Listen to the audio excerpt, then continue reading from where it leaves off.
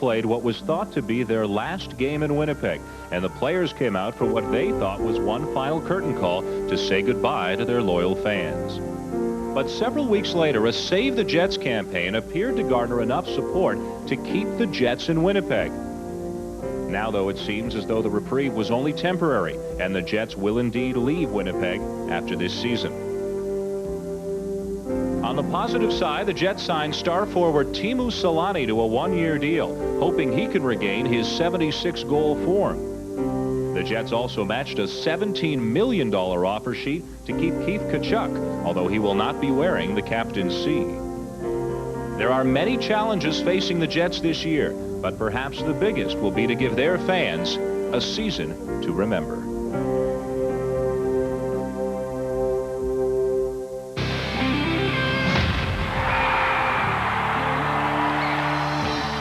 The Mighty Ducks of Anaheim feel Paul Kariya is their franchise, so they decided to go out and give him a little bit of help.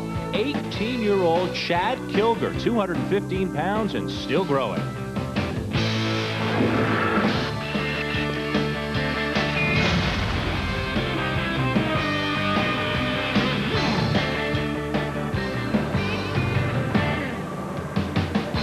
Coming up from the Winnipeg Arena, it's the Mighty Ducks of Anaheim against the Winnipeg Jets. The Ducks making their season opener tonight, and the Jets defeated Dallas in their first game. The Jets hoping they're starting along the lines of a season to remember for their fans here in what is probably their last season in Winnipeg. Hi, everybody. Dan Shulman and Ryan Walter with you in Winnipeg for the Ducks and the Jets tonight.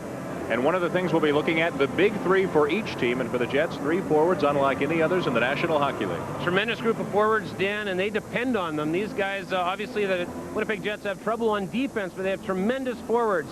Alexei Zamnov, number 3 in scoring last year in the National Hockey League.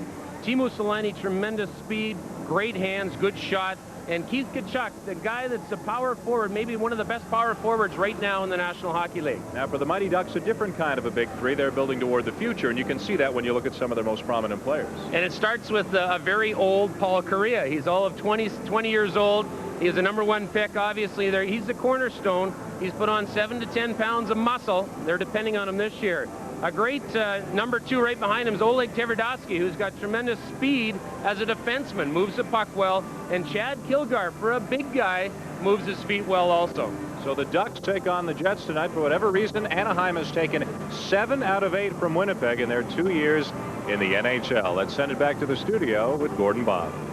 All right, thanks very much, Dan. The situation for the Anaheim Mighty Ducks is pretty simple. To improve, they've got to improve their special teams. Worst in the league on the power play last year, worst in the league on the penalty kill. Can't say what they're going to do about the penalty killing, but I do know that the Ducks are more optimistic for their power play opportunities as Oleg Tverdovsky and Paul Kariya continue to mature. Obviously, Chad Kilger coming in as a rookie this season. It'll be interesting to see how he can contribute in that role, but Kariya had a great preseason, as did Kilger, and Tverdovsky's going to be a joy to watch. This guy is Bobby Orr-like. I'm not saying he's an ex-Bobby Orr, so don't give me grief about that, but Tverdovsky is Bobby Orr-like in the way that he sees the ice and creates offense.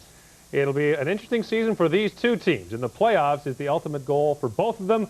The puck drop is next as Anaheim visits Winnipeg in the first half of our NHL Tonight doubleheader here on TSN. To our NHL Control Center, Gord Miller with Bob McKenzie. You talk about these two teams, and people criticize the Winnipeg Jets for being a one-line hockey team. Anaheim, if it's lucky, just became one. Well, they're hoping to with obviously the special K-line, Krieger, Kilger, and Kariya. They've got the nice elements of everything that you want in a successful line there. Kariya, obviously the finisher. Kilger, the size and strength and playmaking ability. And Krieger, a guy with some defensive responsibilities and good speed to be the first man back up the ice when the other two guys are there trying to score. The Mighty Ducks surprised a lot of people last season, but they haven't done very well against the Winnipeg Jets. Anaheim is 7-1 against the Jets lifetime, rather. The Jets have been pretty good against expansion teams, except for Anaheim. Igor Korolev, 3 goals in the season opener, but tonight we will see the debut of the special K-line. And you talk about hype. There's got to be a lot of pressure. These are 2 kids, essentially. And, I mean, Krieger's the graybeard in that group. Well, there's not much question about that, but I'll tell you what, this Kariya kid is really something special. I think there's a scoring championship in the National Hockey League in his future. Everyone's interested to see whether maybe this is the season he can break the 100-point barrier. And certainly coming off the kind of preseason that he had, the indications are that, yeah, he's the real deal as far as the Ducks are concerned. Well, it was a pretty raucous crowd at the Winnipeg Arena on Saturday night to welcome the Jets back, and that surprised you a little bit. little bit. Everybody's been talking about the Death March and how it's going to be a lame Duck season. And you got to remember, too, though, all the emotional outpouring there was in the summer to try and save this hockey team. There are an awful lot of hockey fans that, regardless of knowing the fact that the team's not going to be there next year, are going to come out and watch the games anyways and sort of treat it as a critically ill family member who you know is going to be gone, but that doesn't diminish what care and nurturing you want to give them on their way out of town. And so I think it's going to be an interesting season. As I said earlier, I think there's going to be some huge bumps in the road along the way, but so far so good. Well, there was a time when the worst thing you could say about the Winnipeg Jets is that they were boring, but you know what? They're not anymore. Lots to talk about tonight for Dan Schulman and Ryan Walter. Guys? That's right, guys. Thank you very much. Here at Winnipeg Arena, Game 2 of the season for the Jets. As you mentioned, they beat the Stars 7-5 first time out, the season debut for the Mighty Ducks of Anaheim tonight, who have had to wait 4 days to get their regular season started. They will tonight. Tonight's starting goaltenders are brought to you by Kellogg's, the best to you each morning. And for the Mighty Ducks of Anaheim, their #1 guy, Guy Bear, his numbers from last season, respectable numbers for the Ducks. At the other end of the ice, Nikolai Habibulin, who had a very busy night against Dallas Saturday. 43 shots, including 18 in the third period. He stopped them all in the third. As the Jets beat Dallas 7-5, we are underway in Winnipeg. Mike Eastwood sends it cross ice for Dallas Drake. Drake moving in and waiting for help, finds Eastwood, Shannon, and the first save of the night for Hebert.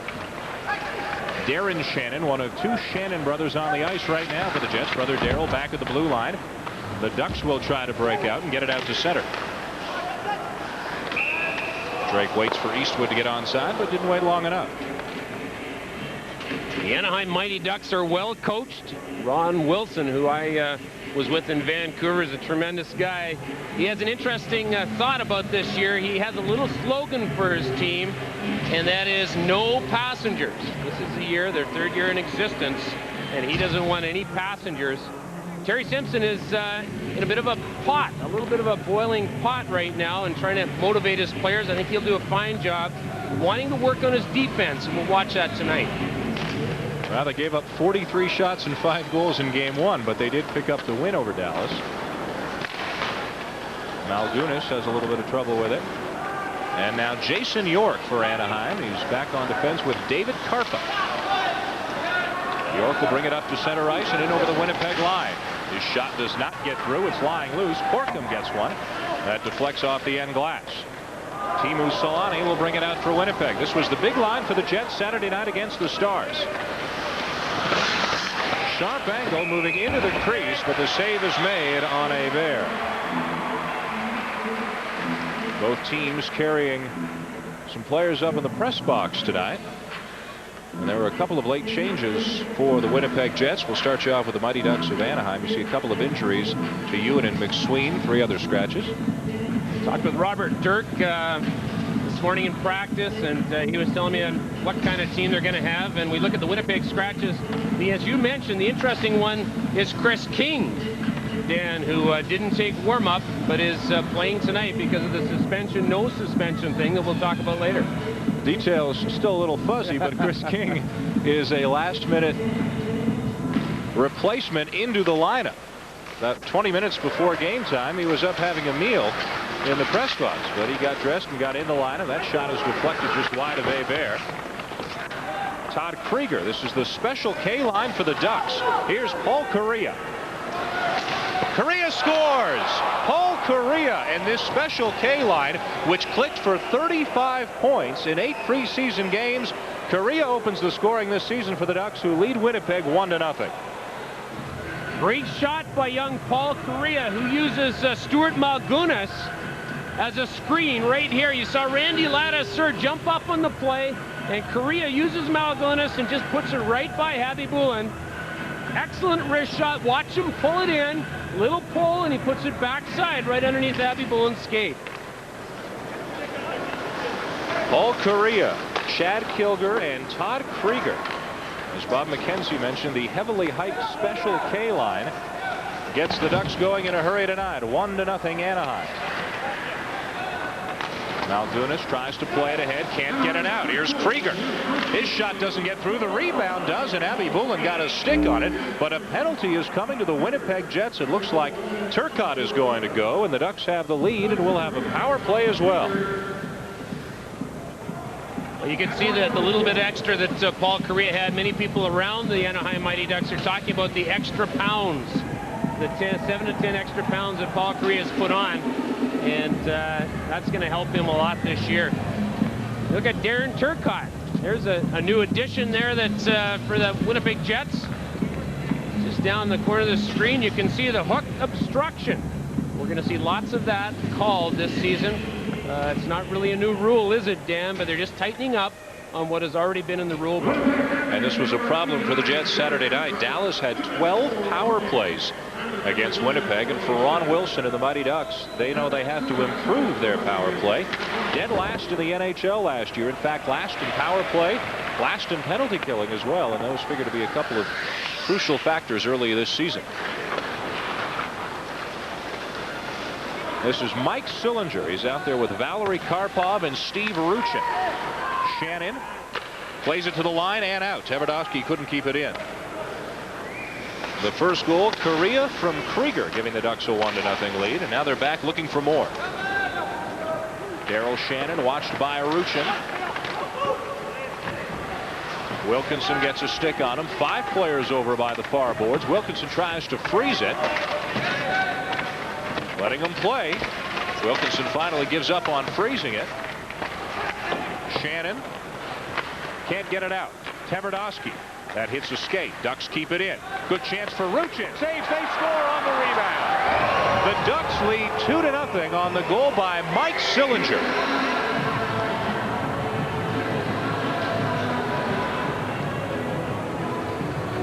Excellent play by Ruchin, who makes the good stop and then shot. See Ruchin here receive the puck. He gets the shot away, and look where the rebound goes. You couldn't be in a better spot. Mike Sillinger standing off the crease. Oleg Tverdovsky began this play by stopping the puck at the blue line, went down to Ruchin, and Sillinger in perfect position. The former member of the Detroit Red Wings gets his first goal this season. Kariya and Sillinger have scored very early. 2 minutes and 44 seconds into this game, the Ducks lead 2-0.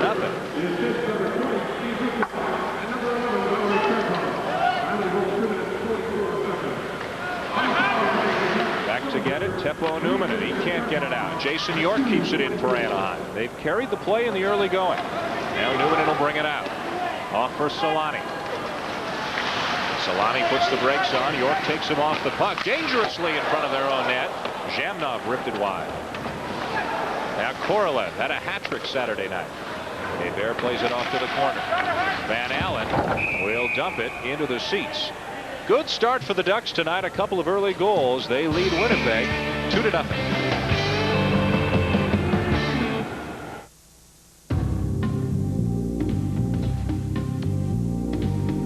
Overall, it's the most powerful line of trucks on the planet. A line of trucks built by people who look at things a little differently. From the company that puts an airbag in every single one. A line of trucks that from one end to the other simply refuses to follow the rules. From Dodge, Canada's truck stop. The land, mark of characteristically clean, cold, and crisply defined by a consistently held and fluid belief in everything you're made of. Why? Because I am.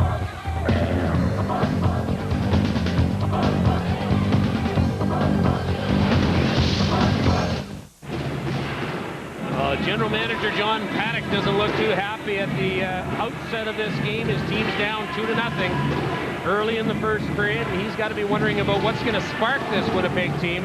Although, fair enough to Winnipeg, they were down against Dallas and came back to beat them.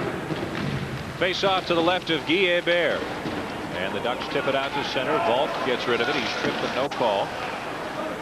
And back the other way for the Jets. Shane Doan clears it in.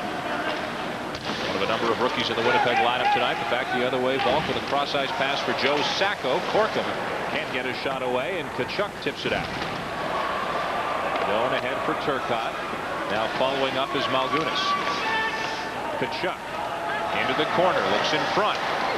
And it's tipped out. The Ducks with a chance if Volk can get there, but Malgunas beats him to the puck. Zone again. He had a strong first game of the NHL Saturday night. Playing with Turcotte and Tkachuk. Again, the puck over the boards.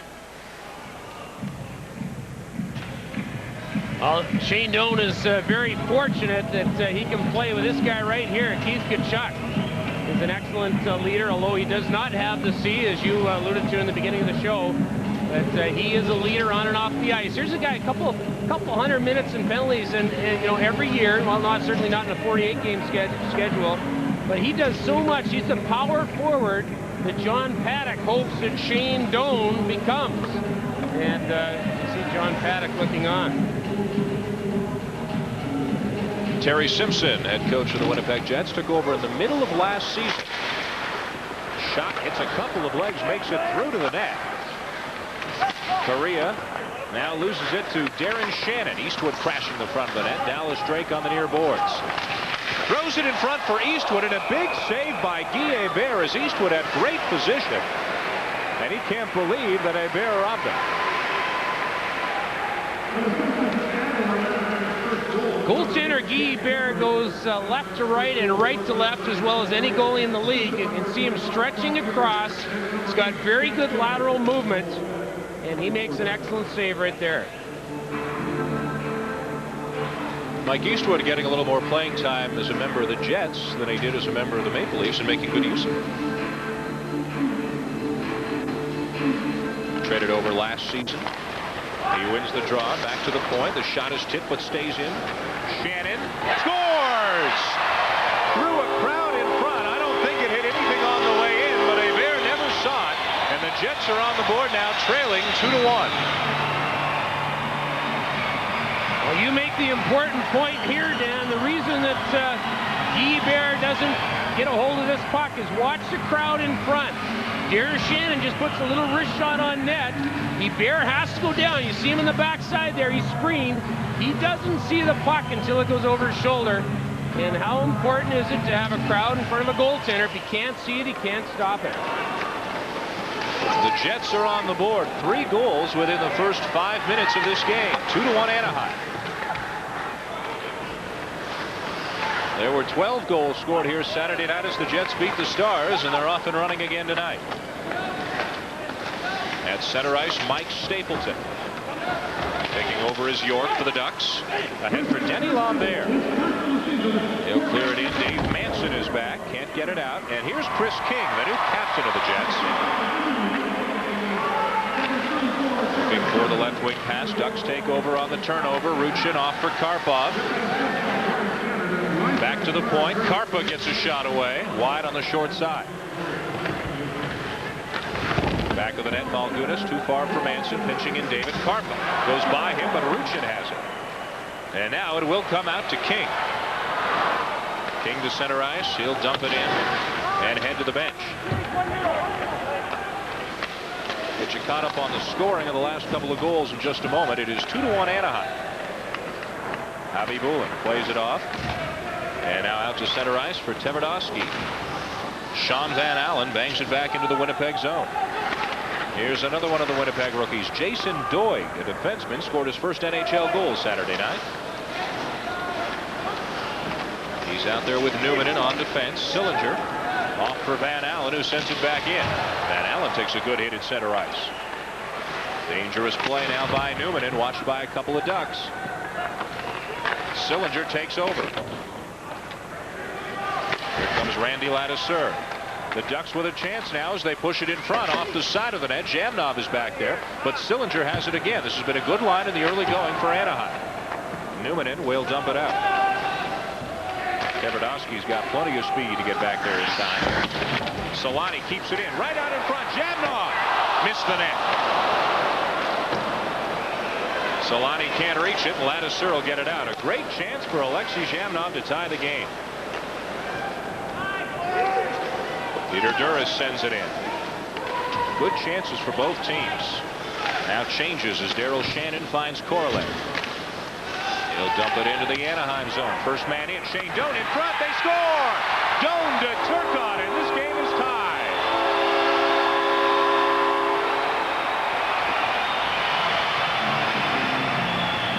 Dan, there's a very good example of this new obstruction rule that didn't happen, and it was a great soft dump from center.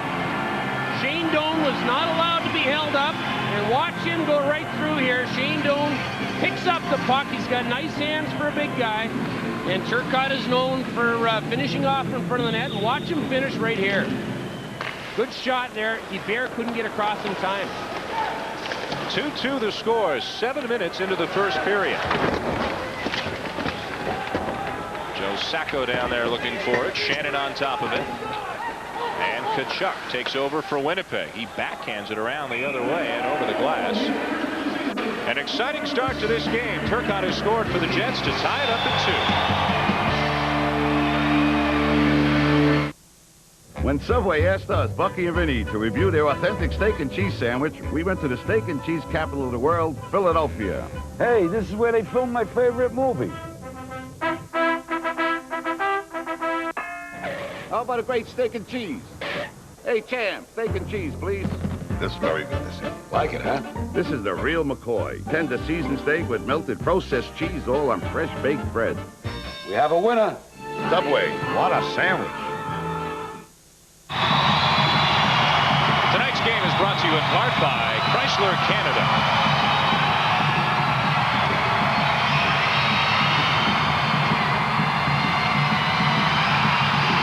Darren Turcotte with the second goal of the game for the Winnipeg Jets from Shane Doan, and Igor Korolev has tied things up at 2 right in what's been an end-to-end fast-paced game so far. Yeah, you got to wonder, Dan, if this isn't going to be a wide-open game. And is this the type of hockey that we're going to see in the National Hockey League now with the new thinking behind these obstruction calls? As we mentioned, it's not really a new rule. It's just they're sort of looking at it in a different way. They're wanting to tighten up the obstruction rule, and they've done a good job doing it. Turcotte, the goal scorer, can't get it out. Joe Sacco takes over. He's all alone, though, and Neil Wilkinson will get it out for Winnipeg. Back the other way now for Volk. He's got Sacco with him. Sacco stripped by Tkachuk. Turcotte turns, can't handle the pass. Bobby Dallas off the sideboards. So Turcotte from Doan and Korolev. The earlier Winnipeg goal was Daryl Shannon from Neil Wilkinson and Darren Shannon. And the second Anaheim goal, Sillinger from Luchin and Karpov. 2-2 early. Corkum, save Avi Bullen. The rebound, though, is there. Corkum has it. Now Eastwood with a little bit of breathing room. Dave Manson. Bounced out the other side. Back to get it is Karpov. Darren Shannon lined him up. Got a piece of him. Now Shannon behind the net. Looking for Drake. Eastwood is there as well. Shannon tries the wraparound, and he draws a penalty as the Jets will be going to the power play.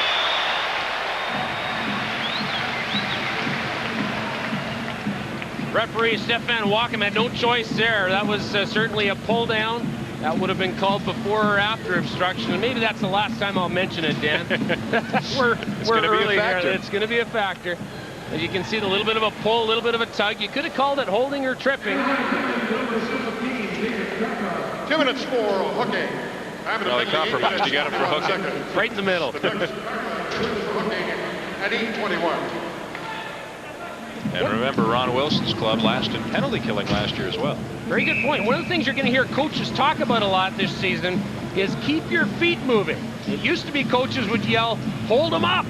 And now, obviously, they can. They're going to tell their guys, keep your feet moving. You've got to have position through speed. Jets can't keep it in. Newman has to go back. Do you feel a little bit for some of the guys who don't have a lot of foot speed who are trying to stay in the NHL right now? Well, I think they're going to, they'll have a chance at least to adjust to what's going to happen here. As long as you've got position, you'll be fine. Korolev with Solani and Shane Doan up front. Shamnov back at the point with Newman. Doan behind the net. All he's done is pick up 3 assists in his first 4 periods in the NHL. Jets are very high on him. First rounder this past June. Newman in. Doan looking for his first goal. Solani gave it away.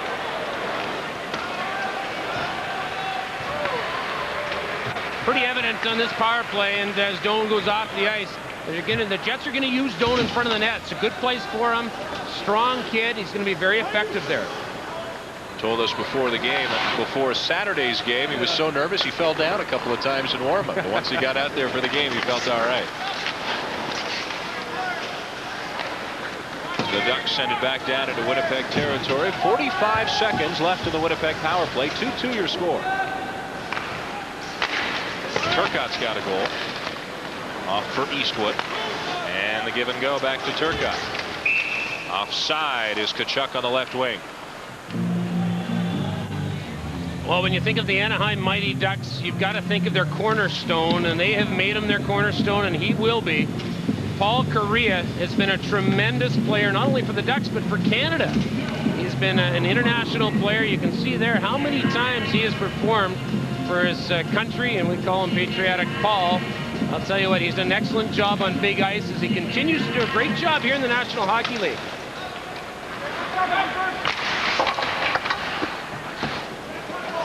Tkachuk on the far boards, moves into the face-off circle. Ducks can't clear, though, and Tkachuk gets it right back. Here's Mike Eastwood.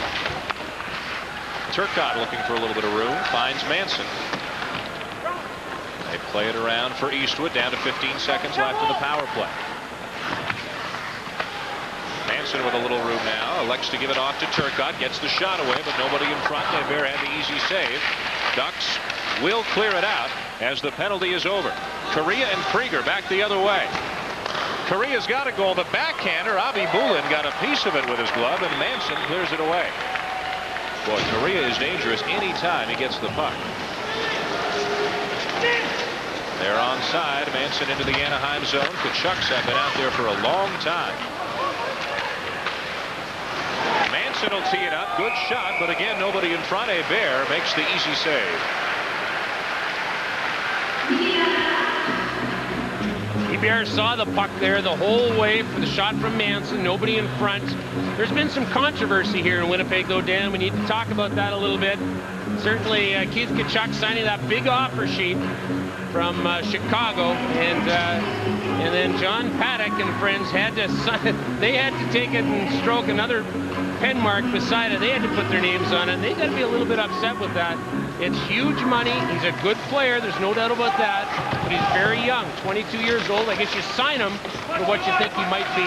They're getting some help from the group who look to become the new owners of the Winnipeg Jets. If and when they move next year, possibly to Minneapolis, they're picking up most of Tkachuk's salary this year. And Tkachuk's contract is front-loaded. $6 million of the $17 million is this year. Jets can't keep it in. Now the late offside is waved off as the Ducks regroup. 8:45 left in the first. 2-2. Here's Sillinger. Right wing, Jason York. Weak shot. Avi Bulin the save. The rebound is there. Now cleared behind the net for Dallas Drake. Long cross-ice pass for King. Off the skate of Craig Mills, who took a hit. But actually, York got the worst of it. Mills to the bench now. Changes for both teams as Newmanen regroups. Doig loses it. Newmanen has to go back again. The Jets have 4 players on their roster, 3 in the lineup tonight, who have come straight from junior. And they've made an impression. Doan and Doig among them. Both teams skating well. Both goaltenders have been tested. 2-2 in the first. We gave Dodge Ram the most powerful overall line of truck engines on the planet. A driver's side airbag, the option of 4-wheel anti-lock brakes, a cab design that sets a new standard for comfort and room.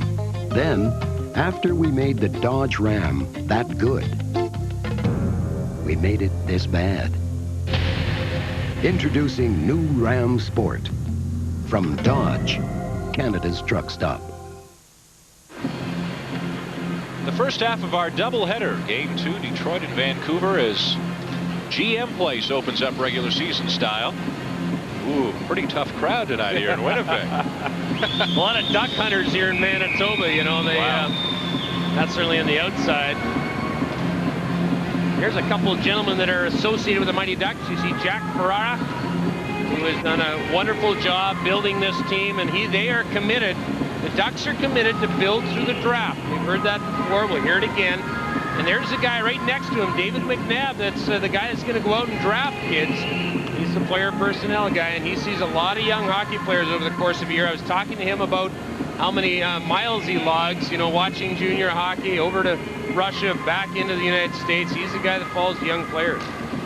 And you can make a case that there are 3 young players, Korea, Tverdovsky, and Kilger, are as good as any young trio of players in the NHL. That's a very good point. The other thought, Dan, is that this team relies on their first-round picks, maybe like no other team in the National Hockey League. Those 3 guys play a major role. Kilger making his NHL debut tonight. We haven't heard a lot from him so far. Jets win the draw, but the puck winds up out at center ice as Newman dumps it back in. Bobby Dallas back to get it for Anaheim. Big line out there for the Jets. Zhamnov, Solani, and Korolev.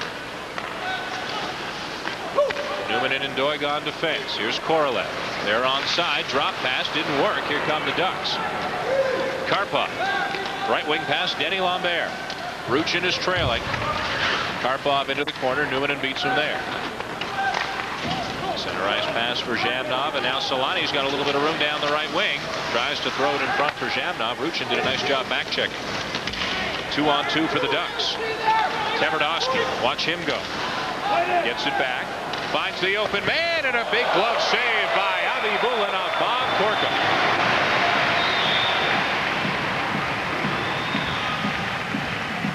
Now get a 28-point winter inspection, oil, lube, and filter, tire rotation, and a 4-liter jug of washer fluid, all for just $24.99, only at Canadian Tire.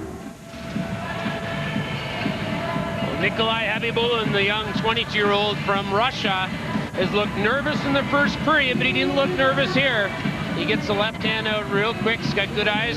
He was the Winnipeg Jets Rookie of the Year last year and had a sensational season in his first year.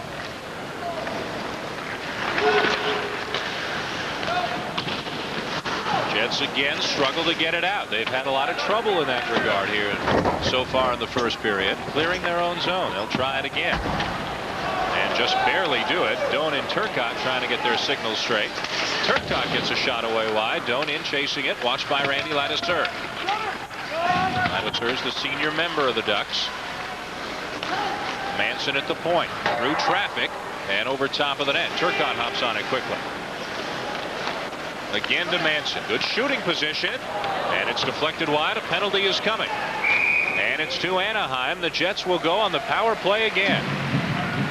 Well, Oleg Tverdovsky did all that he could with Shane Doan in front of the net, and that was he tied up his stick. Tverdovsky's 205 pounds, but Doan is 215. And he tied up Shane Doan's stick, and therefore will end up in the penalty box. It'll be interesting to watch the front of the net this year in the National Hockey League. It's going to be a lot different. Things that you could do, you can't do now. Doan's got good position, and there's Tverdovsky having to move him so you can see the grab there. Anytime you use an appendage, an arm or a leg to reach out and grab, it's going to be a penalty. That's what happened with Tverdovsky on that play. And it'll be a real learning process for all the players. They all had 7 or 8 preseason games to get used to it, and you saw the number of penalties gradually decline during the preseason, but it'll be interesting to see how it plays out over the course of the regular season. Mike Stapleton at the point now for Winnipeg on the power play, the former Edmonton Oiler. Down for Eastwood. Tkachuk around behind the net. Turcotte's out there as well, along with Manson.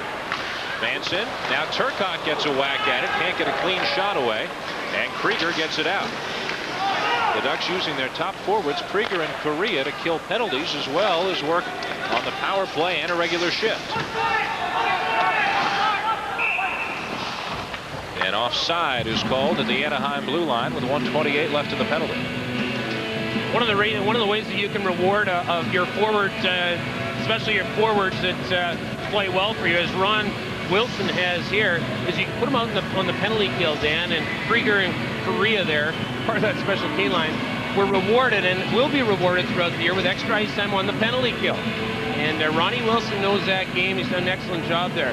You know, this big kid here, boy, what a nice young man he is. You and I talked about that. We saw him in the Memorial Cup. Those who watched the Memorial Cup last year on TSN had the most points at the Memorial Cup and put on a show there.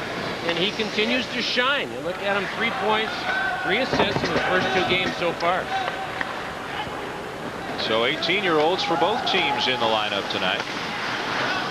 2-2 game, 5.5 minutes left in the first. The Jets are on the power play for another 1:05. There's Doe, number 21, in looking for it. Dulles had his stick held, and a penalty's coming. Zhamnov pleads his case that he wasn't holding the stick, that it was wrapped up in his equipment somehow. But the referee, Stephen Walcom, isn't buying it. Well, some people will call that an even-up call, but whether the stick was in Zhamnov's hand or in his equipment, it was holding. You can't grab the stick like that. Alexei Zhamnov's not going to score, not going to be the 3rd leading scorer from the penalty box. Let's take a look. Maybe we can decide right here. See the stick? It's caught under his arm. There's not a whole lot he can do, but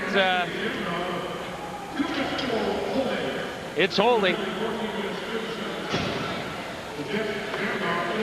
So that'll nullify the power play for Terry Simpson and the Jets. Exactly 1 minute left in the penalty to Tverdovsky. So barring any further penalties, the Ducks will have a minute's worth of power play once he gets out of the box. 4 skaters aside right now. Karpa takes a shot from Drake. And naturally, 4-on-4, Korea's back out there. The more ice you can get him, the more likely he is to be out there. He'll skate up front with Kilger, but this is Drake the other way for Winnipeg. Darren Shannon follows him in. York with a nice play on Drake, takes him off the puck, and Karpa sandwiched in the corner.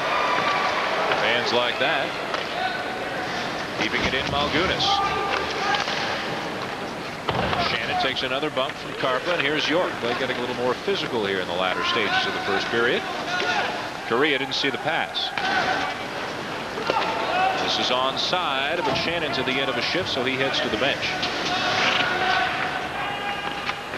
Final few seconds of the penalty to Oleg Tverdovsky. Ducks about to go on the power play in a 2-2 tie. Olan can't keep it in. Tverdovsky to the bench. And did the Ducks just get caught with too many men on the ice? We'll find out when we come back. 4:16 left in the first period. A 2-2 game. And that penalty box door for Anaheim has opened up again. Tverdovsky wasn't quite at the bench when a teammate hopped off and grabbed the puck. Yeah, you could see where Ron Wilson was upset. It's one of those places where a coach really is, he gave a little bit of a sigh there.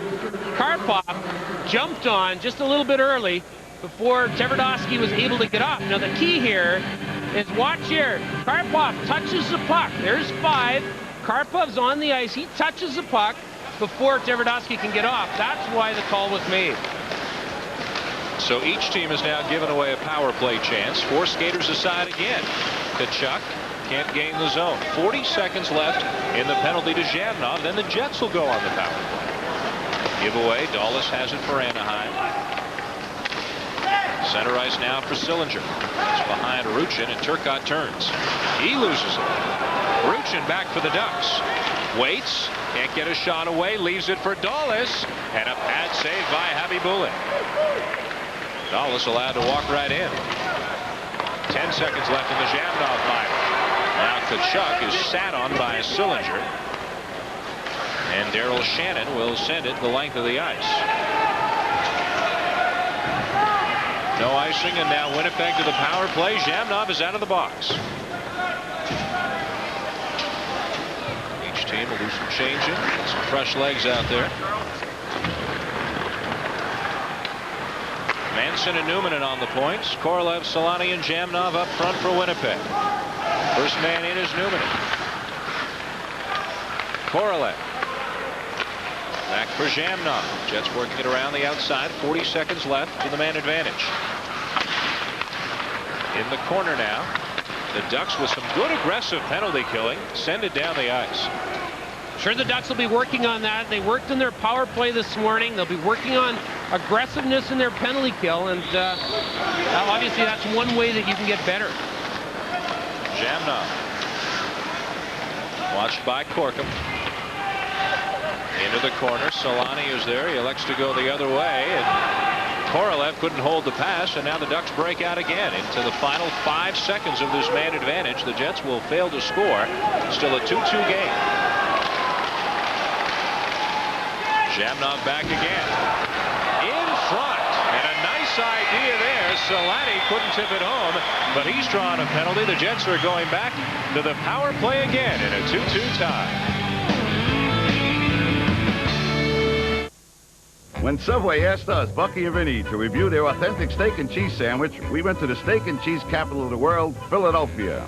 Hey, this is where they filmed my favorite movie. How about a great steak and cheese? Hey, champ, steak and cheese, please. This is very good, this is. Like it, huh? This is the real McCoy. Tender seasoned steak with melted processed cheese all on fresh baked bread. We have a winner. Subway, what a sandwich. Well, young Gary Volk, 27 years old. He's one of the older players on the Mighty Ducks. Watch him take Solani. He's got him tied up.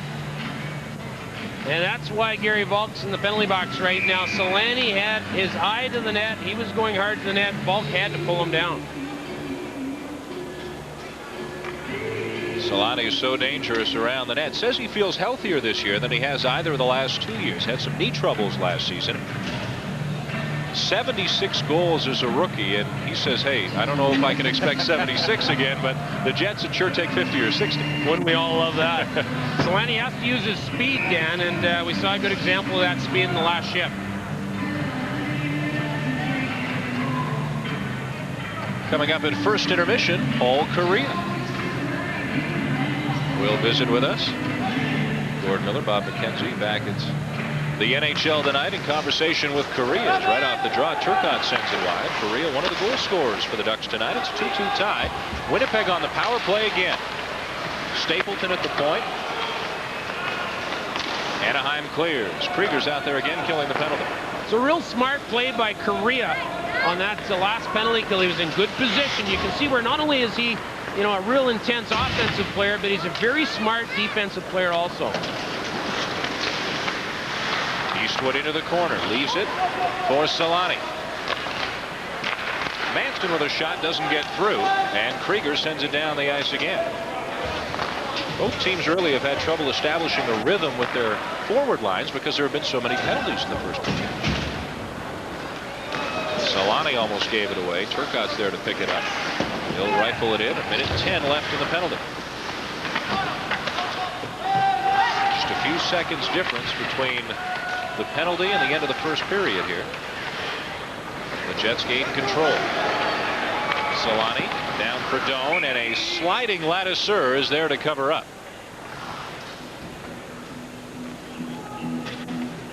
Well, one of the few players, we talked about the big three here in Winnipeg, and wherever they'll be next year, this guy right here, Timo Solani, is going to be a big part of this Jets team. You know, he's got tremendous speed. The thing that I love about Solani is he competes. You know, not too many guys with speed like that go that hard to the net. I mean, there's posts in the net. Sometimes you can wrap your knee around them. Sometimes you can be injured. This guy goes hard to the net. You've got to respect him for that. Ducks win the draw and send it down the ice. Correa and Sillinger gave Anaheim a 2-0 lead. Daryl Shannon and Darren Turcotte tied it up. All the goals coming in the first 7 minutes of the period. Jamnov looking cross ice, tried to throw it in front. It hit his skate, kept in by the Jets. 40 seconds left in the first period. Solani behind the net. Korolev finds Jamnov. He'll tee it up wide on the far side. Now 20 seconds in the penalty, 30 seconds in the period. And the Ducks clear it down the ice again. Solani tips it in. Maybe one last chance for Winnipeg. Dallas can't get it out. Korolev kicks at it, has it back. 10 seconds left in the period. The penalty is now over. Jamnov, they'll have to hurry. Behind the net, Doan takes a bump off for Korolev. 3 seconds left, and Winnipeg will not get a final shot away as the first period comes to a close. It started fast and furious. 4 goals in the first 7 minutes, and that's how it winds up. Through 20 minutes, 2-2's the score, as we send you now to McDonald's live at the intermission. Welcome to McDonald's First Intermission, brought to you by your local McDonald's restaurants. Now, here are your hosts, Gord Miller and Bob McKenzie. Well, after a weekend of quick games, these two quickly got down to business. An offensive explosion between these two. Lots of goal scoring in the first period, and in the case of Javi Bulin, would like to get, obviously, that first Paul Kariya shot back. That was not a good goal to let in, but certainly looks like a wide-open affair, and you wouldn't want to have the under in the over-under on this one. Fans in Edmonton, he said that because I have the under. Fans in Edmonton, by the way, were chanting for Shane Doan to be drafted. He's from Halkirk, Alberta. Edmonton passed on him, took Steve Kelly instead, but Doan looks like the real deal. Hey, Shane Doan made a nice play on that goal, got in very quickly, and you can do that now. You can dump the puck in, and they can't hold you up the way they used to, and that extra speed will allow guys to come in and make that play. It's awfully tough for the defenseman. It's only 4 goals here. We got lots of time here. Coming back, we'll talk to a guy who's a danger to anyone who's got something like that. Paul Kariya, the highest scoring winger for the Ducks, will join us when we come back.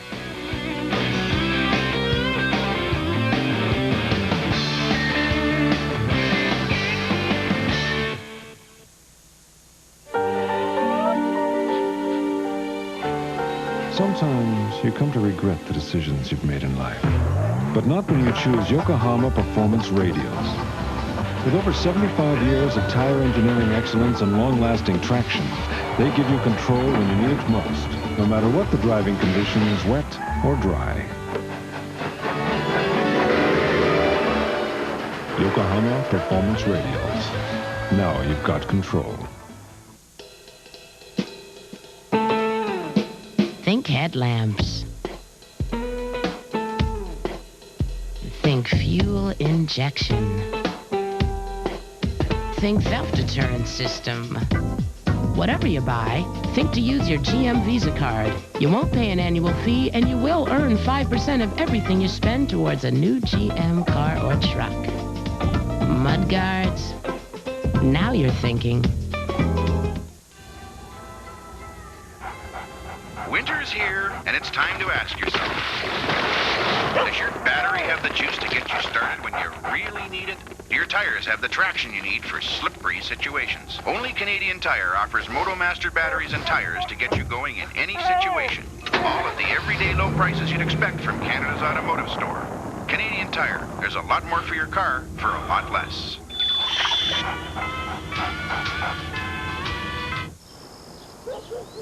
It's one thing to claim that there's nothing more reliable than Advantage 800 service. That over 99.99% of all calls on our long-distance network get delivered to their destinations. But what does that really mean to you and your business?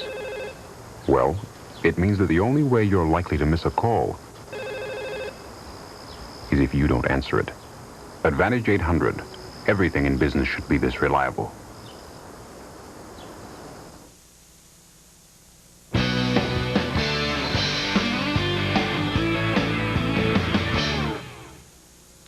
Welcome to our McDonald's first intermission. You talk about a great year in hockey. Try March of '92 to March of '93 for Paul Kariya. National championship with the University of Maine, the Hopi Baker Award as the outstanding college player, an Olympic silver medal he won in 1994, and the #1 pick for the Anaheim Mighty Ducks, 4th overall in the NHL draft. Paul Kariya joins us now from Winnipeg. Paul, last year you were kind of a one-man band. You've got some help this year on that Special K line. Yeah, we've got a great line going. I think the key to our line is that we all bring different things to the table. Chad's a great addition. If you see out there, he's a great skater, and he's big and strong, and he's got a good toucher on the net. And Todd Krieger's a great puck handler and has a lot of poise, and I'm there to finish the plays off and set them up. Paul, if there's one area that needed improving last year for Anaheim special teams, your team was last in the league on penalty killing, but more importantly, last in the league on the power play. Do you feel the pressure to improve in those areas? Absolutely. Those are the key areas for us to improve this year. And through the preseason we have, and I think a lot of it comes with playing with the same guys over an extended period of time and getting used to what everyone's doing out there. And I think if we keep the same units going, we're going to be a lot more successful. Paul, you've been praised as a tremendous playmaker. I guess at times you've also been criticized for sometimes trying to make too much of a perfect play. I noticed on your first goal tonight, you just went down the wing, pretty straightforward, you shot it. Are you making a conscious effort to shoot the puck more this year? Well, I made a conscious effort about midway through last year to start shooting the puck more, and I got my shots up to about 3 or 4 a game, and I like to maintain that this year. But what I'm doing a lot more this year is trying to shoot through screens and as you said, Bob, not be so precise. In the NHL, you know, it's just a matter of getting shots on net. You look at the best players in the league, guys like Brett Hall and Ray Bourque, they lead the league in shots and in goals as well. So that it shows you, you know, if you get the puck on net, you're going to make things happen. Paul, you're sitting there, you got the pretty good physique going this year. How much have you bulked up? How did you do it in the off season? And what impact do you think it's going to have on the way you play this year? Well, I put on about 10 pounds over the summer, and basically through weight training, and I've been taking some protein shakes and stuff like that to get some more calories in me. And I think it's going to help me in every aspect of the game, especially confidence-wise. Weightlifting is such a confidence boost because it pumps the adrenaline going, and I'm going to try and do that about 2 or 3 times a week and just maintain my strength that I gained over the summer. You're on that Bob McKenzie diet, eh, Paul? Thanks very much. Thanks, guys. When we come back, injuries are striking around the league. McDonald's first intermission will continue on TSN.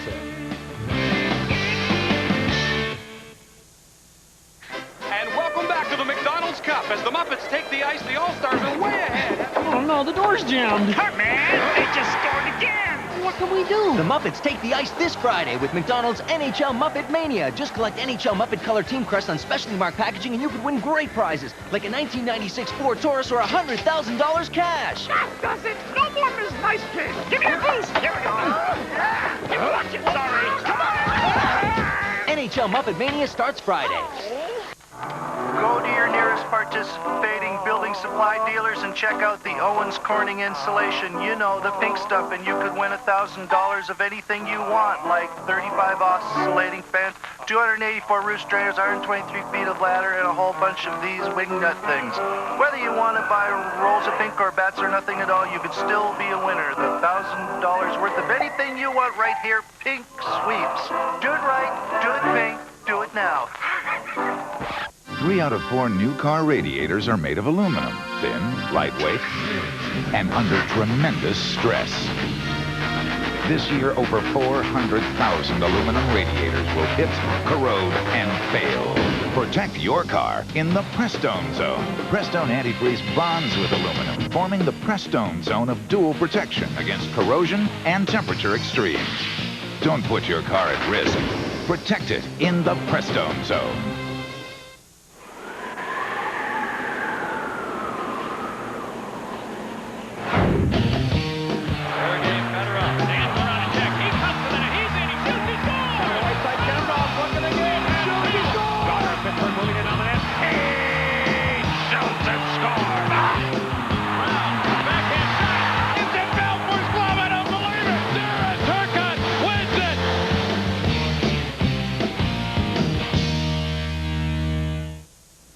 Well, at 6'6", 235 pounds, Uwe Krupp was one of the biggest players in the league, and now out of the Colorado lineup, his hole will be immense. Here's what happened in the game the other night.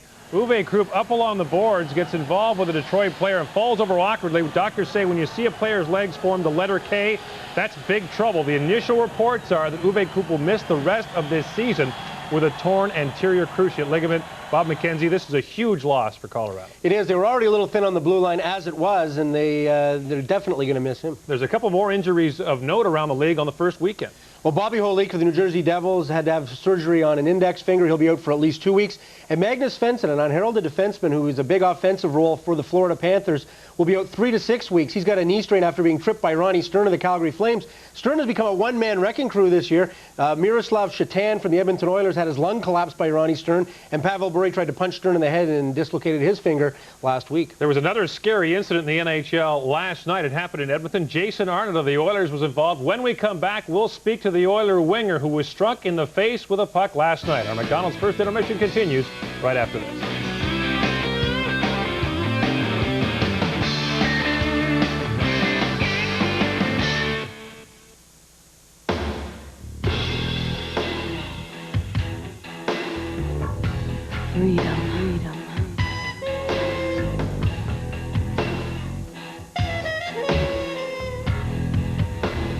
Independent.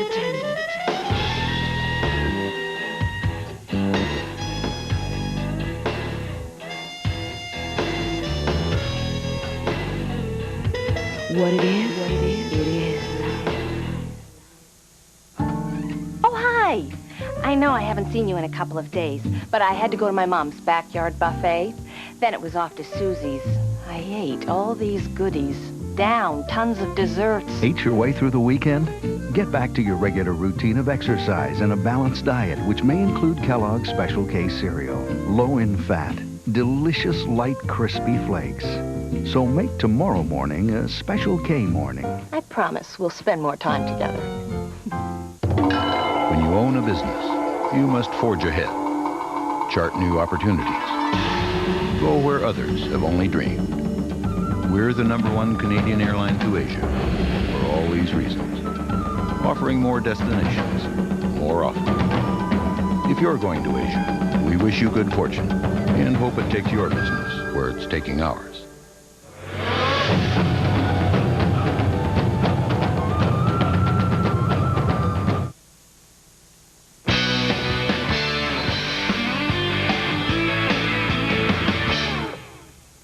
It's every hockey player's worst nightmare, and it very nearly happened again in Edmonton last night. Less than a year after Edmonton's Ryan McGill had his career ended by an eye injury, it almost happened to Oilers spark plug Jason Arnott in the game against Detroit.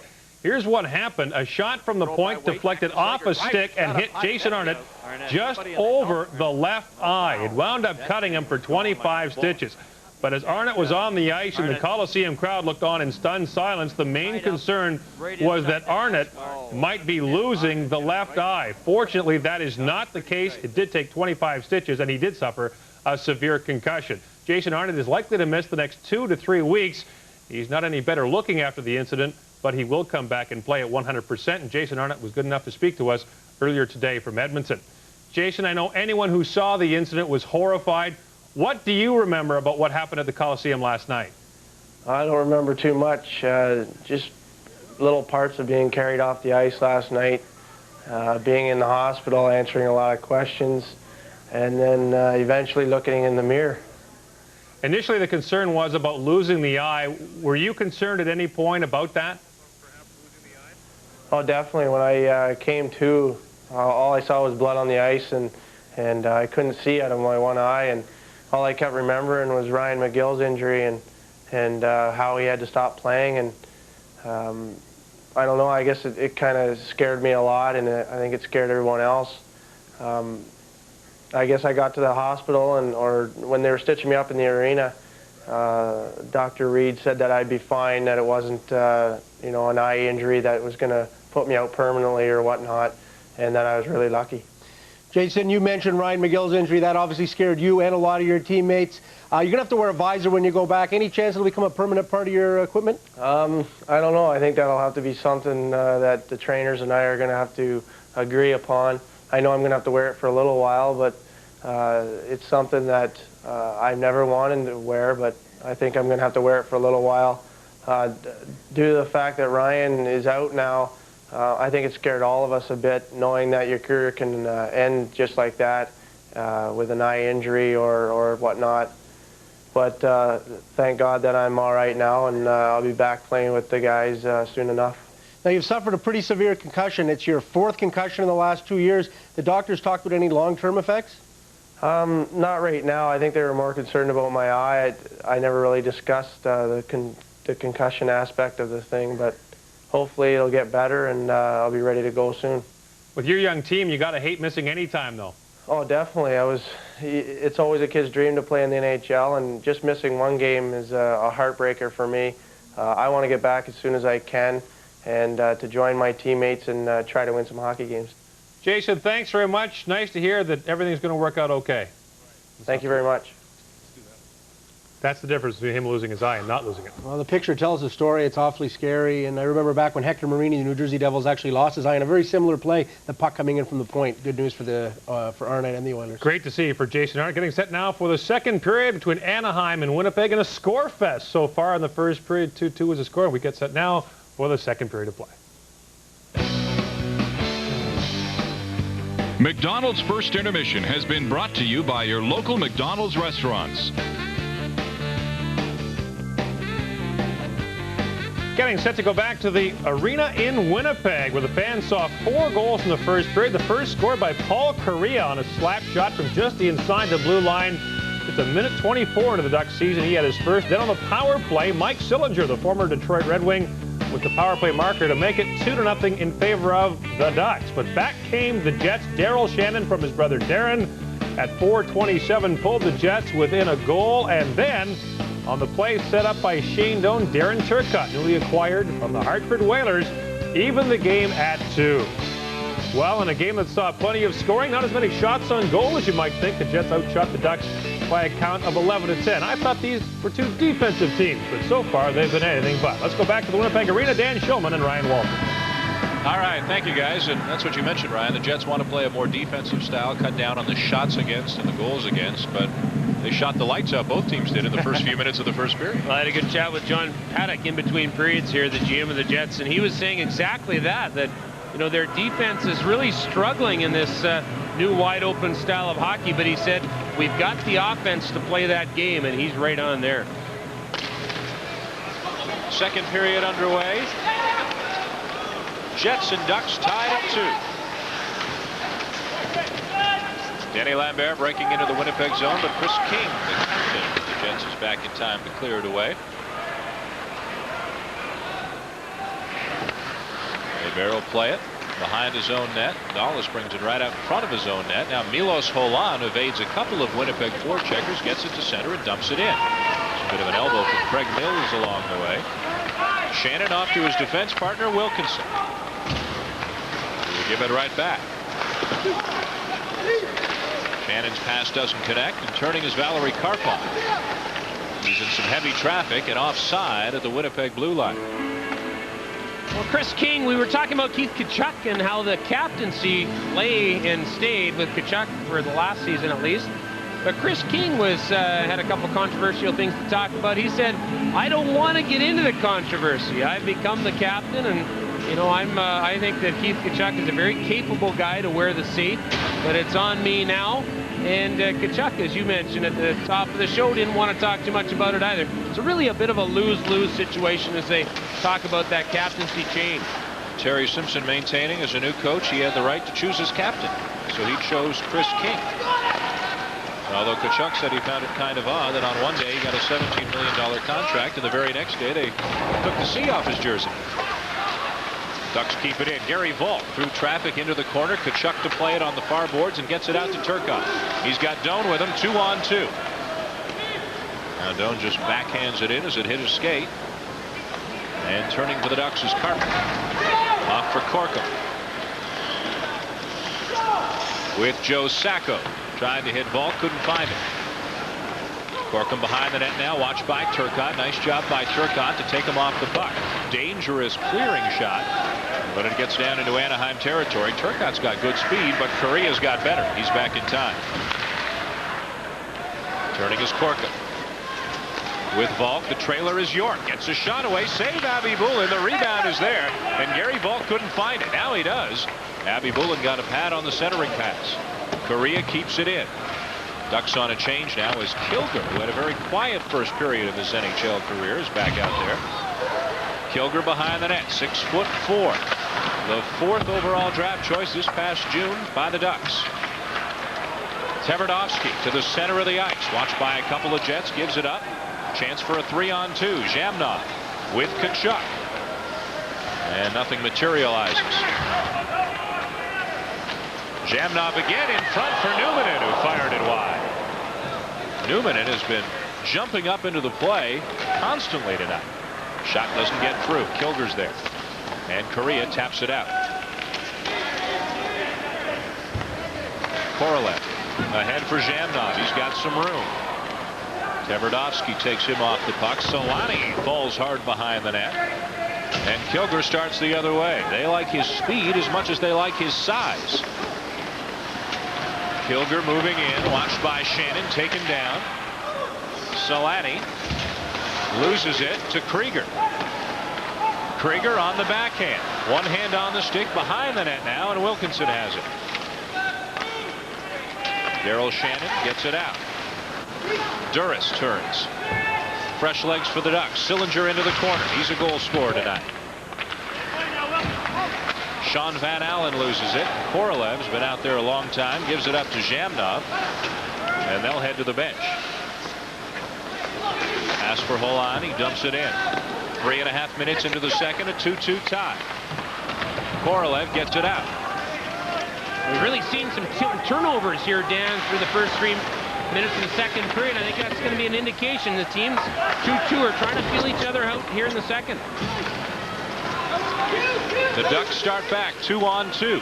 Sillinger leaves it for the trailer, Dawes, but offside is called at the Winnipeg blue line. Terry Simpson and company in a 2-2 tie. Bell Advantage presents You Make the Call. June 7th, 1994, Game 3 of the Stanley Cup Final between Vancouver and the Rangers. Pavel Bure with the penalty shot. Does he beat Mike Richter? You make the call. There's a very simple reason why there's nothing more reliable than Advantage 800 service. It's not the fact that even our backup systems have backup systems, or that a call can be routed through 8 million alternate routes if there's a problem. It's because if it isn't reliable, we're sorry. Your call cannot be completed as dialed. You might as well do this to your business. Advantage 800. Everything in business should be this reliable. Pavel Bure on the penalty shot makes a nice move, but Mike Richter slides across for the save. It's a great save. The Rangers go on to beat the Canucks 4-2, and they take the 1994 Stanley Cup in 7 games.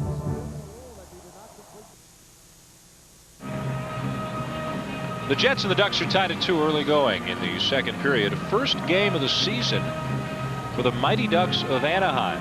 For Mike Eastwood and the Winnipeg Jets, they've got a win under their belts already. 7-5 over Dallas Saturday night. A game that featured a ton of goals and a ton of penalties and a crowd of close to 14,000. This is the last year of hockey, presumably, in Winnipeg. Only 4,000 season ticket holders. So they had a walk-up crowd of about 10,000 for the opener on Saturday. Well, I got in late last night, jumped in a taxi to go to the hotel, Dan, and the guy in the taxi cab driver, I said, are you going to miss the Jets? And he said, I don't watch hockey. I'm not going to miss anything. And unfortunately, you know, there's some faithful here that come every night that will miss the Winnipeg Jets.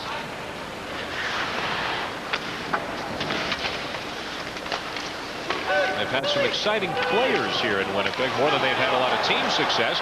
As Eastwood breaks in, the backhander's in front, redirected, and Hebert was the only guy in the rink who knew where it was. Good play by Eastwood and an equally good play by Hebert. Now Duras fakes a shot, gets a weak one away. Drake clears it out to center ice to Darren Shannon. Eastwood charging into the play again. Shannon clears it in and goes after it as York is back for Anaheim. Sean Van Allen. Too far for Karpov. Sillinger takes a wild whack at it, didn't get it. Newman in ahead for Tkachuk, now off to Turcotte. Trailer is Tkachuk. Can't get a shot away. With the big contract, of course, come even bigger expectations for Keith Tkachuk. Now with all the money, he's expected to stand out in every game. Ducks have it. They throw it out in front. Ruchin couldn't find it. Tverdovsky, sharp angle, hit a skate, and bounced right through the crease. Lambert picks it up, then loses it. Ladouceur fires it back in. Lambert now down behind the net. Karpov in front. By him to Ladouceur. Through traffic, the rebound. Ruchin couldn't find it. The Jets again having trouble controlling the puck in their own zone and clearing the front of the net. Anaheim's got a lot of second and third opportunities. Tkachuk behind Hebert. He's strong. Back at the point, he's got Shannon. Instead, he gives it off to Doan. Now Tkachuk. Taken down, but no call. And the Ducks get it out. Well, Tkachuk thought Tverdovsky gave him a little bit of a tug, and I think he might have. The Ducks got away with one that time. And now the Jets ice the puck as Dawes is back in time for Anaheim to send a faceoff back the other way. Well, the coach of the Mighty Ducks, Ron Wilson, and I both love computers. And I heard the other day that Ronnie Wilson was on the internet, Dan. He was looking at some hockey stuff and ended up seeing a little bit of a poll. They were, you know, doing some things on the internet saying, well, you know, what are the odds of the Mighty Ducks to win the Stanley Cup? And apparently it was 80-1. And he didn't like that. He's gonna print that out and use it as a motivating factor for his players. I guess Ottawa was 200-1. Did you drop some money down at 80-1 on the Ducks? Well, Did Wilson drop some money down? Somebody jokingly said, well, what are the odds of the Ducks winning? And, of course, Ronnie Wilson's a pretty positive guy. He said, well, around 2-1. Well, they're not there yet, but you have to think they're headed in the right direction with the 3 young players they've got. In Korea, Tverdovsky and Kilger. Very young team. Icing will now be called on Anaheim. And these two teams, Anaheim and Simpson and the Jets, figure to be among a number of teams battling for the final couple of playoff spots. Both of these teams have a lot of young players in them. Yeah, Terry Simpson has got to love the young players in his team also. He's got 4 rookies in the lineup. You can see there, look at the ages of these players. You know, it wasn't many years ago that we didn't have these young type of players in the National Hockey League. It went to an older age, but wow. The younger players coming into the league at a very quick fashion, right now. Wilkinson at the point.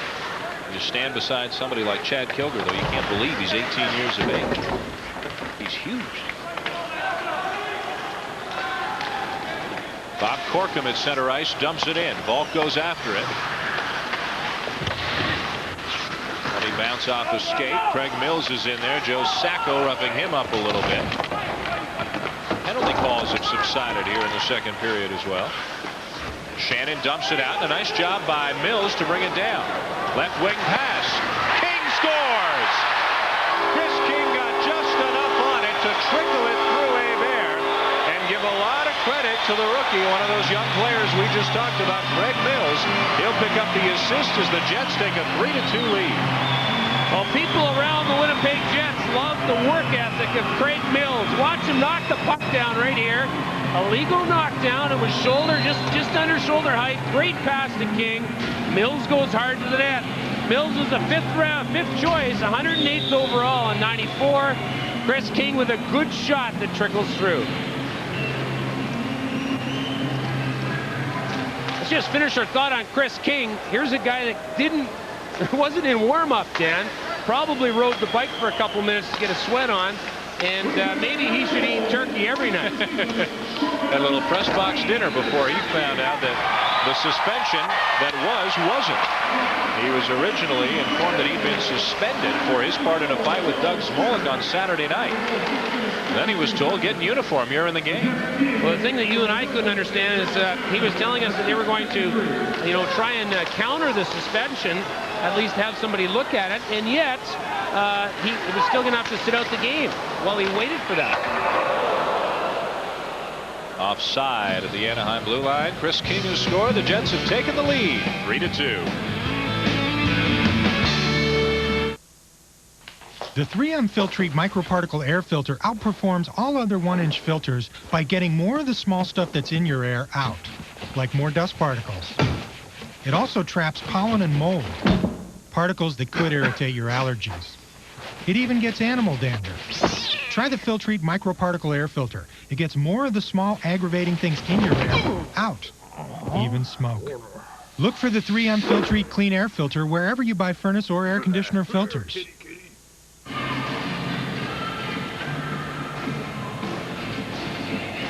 Chris King came over in the trade a while back now with the New York Rangers. Came over for Eddie Olczyk, who is now back here with the Jets, and he's wearing that C. And I talked to him this morning. Had a good talk with Chris King, and he is a likable young guy. He's a great leader. I think the guys really respect him. He's an aggressive player. Maybe it isn't so bad that he's wearing that C. Jets have been in the NHL 17 years. King's the 11th captain they've had in those 17 years.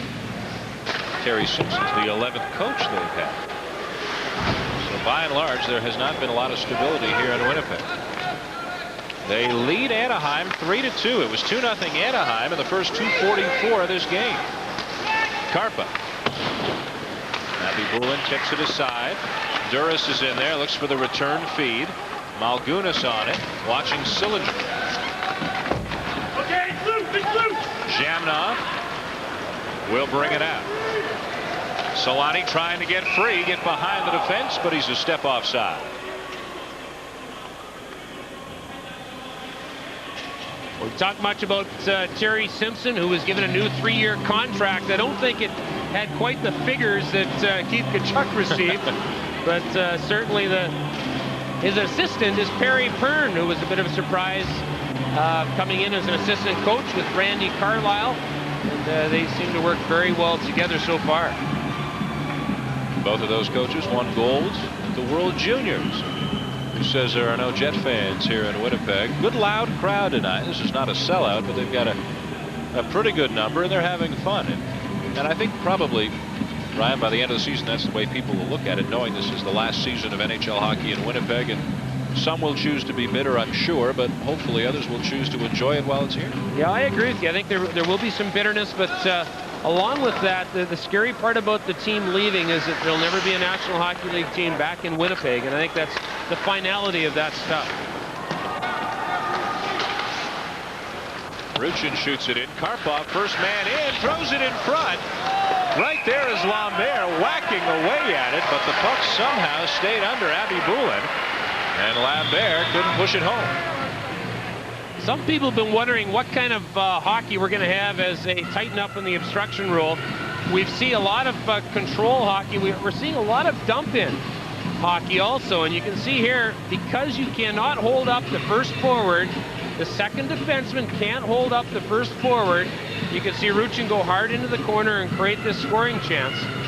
If you're going to see not only scoring chances, Dan, but some terrific hits this year in the National Hockey League. So the forwards love it, and the defensemen hate it. You gotta hate playing as a defenseman now. If that puck goes in your corner, you gotta hope your partner gets it. Karpov on the far boards, loses his helmet. Ruchin has the puck. Abby Boulin steers it aside for Drake. No icing on this play. They bear for Ladouceur. Ducks get it out.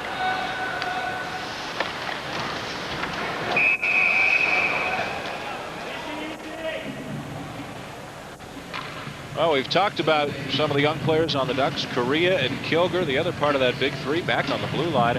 Oleg Tverdovsky. Yeah, boy, Tverdovsky. You know, the thing that I really appreciate about this young guy, and let's emphasize young guy on this, is the way that he has great composure, and I love the way he skates. He's in that real bent position. He's going to have excellent speed. He'll be able to move up to the play. Right now, it's maturity and timing that Oleg Tverdovsky's got to, well, you know, obviously it's going to increase as he gets time. Turcotte on the draw for Winnipeg, beats Corkum, and Wilkinson has it. 9 minutes into the second period, 3-2 Winnipeg. Jets trying to move to 2-0, and icing is called on Winnipeg. Second period, it hasn't had really the intensity to the extent that the first period had. One of the most intense players on the ice, though, without question, the rookie Shane Doan. You talked about it.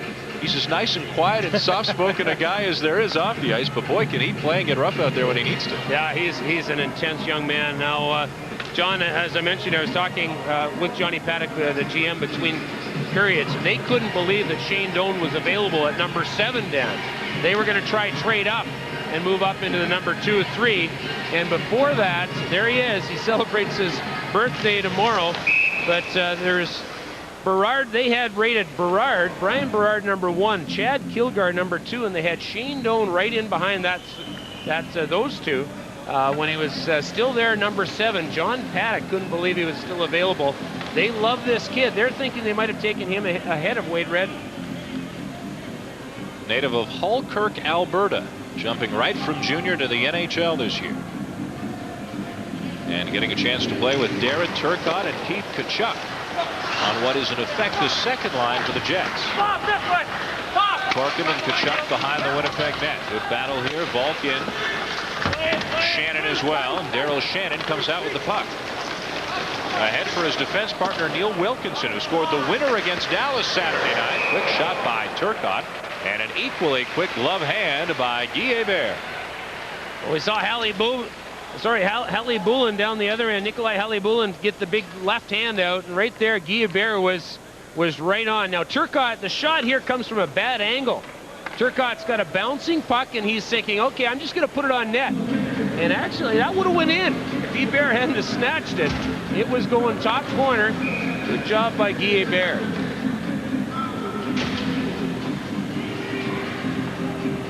Face off to his right. Let's remind you, this is just the first of 2 NHL games you'll see on TSN tonight. Paul Romanuk, Gary Green, and Darren Detition are standing by in Vancouver. The Red Wings and the Canucks from GM Place on the way after this game tonight. We've got a good one here. 3-2 Winnipeg leading Anaheim midway through the second. Talked lots about young guys in this game through 2 periods. We talked recently about Shane Doan. Well, here's the guy that went before him, Chad Kilgar. And you know, I mentioned David McNabb, who scouted Kilgar, and they look at this guy as a Trevor Linden with great hands. They're comparing him already to Linden. Rob, I talked also to Rob Dirk about young Kilgar, and he thinks he's going to be the type of player that will dominate in 5 years. Might take him a little bit. And interesting, he plays center often, and the center position, Dan, is harder to learn than the wing position for a young guy. Correa in to take the draw, and he wins it. Kilgar's got his parents here from Cornwall. Penalty coming to Winnipeg. Stephen Walcom makes the call. It's another one of those very popular interference calls here in the early going this season. And the Ducks, down a goal, will go up a man. Let's take a look. Many times off a face-off, you will see obstruction. Watching the left side here as it happens. There you can see the obstruction interference. Face-offs are going to be interesting this year because you can't, unless you're in body position, unless you have good body position, you cannot interfere. That's a perfect example of a call that wouldn't be made last season. Yeah, that's right. His junior coach, Don Hay, would have told him to do that. And now there's going to be a problem when you do that. Turcotte trying to explain to his coach, Terry Simpson, what happened on the draw there. The Jets down a man, up a goal. Anaheim to the power play, and that means that Kilgar, Correa, and Krieger, the special K line, will be out there again. The Ducks have already connected for 1 power play goal tonight. Kilgar off the draw, loses it to King.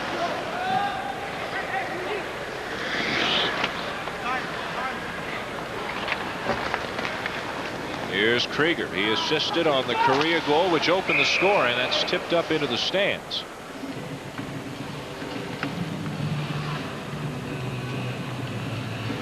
Well, the Ducks there, it was an interesting play that Krieger made. He actually took a slap shot from before the red line, and the reason that he did this is that Paul Correa has got such great speed, he would have probably beat the Winnipeg Jets in.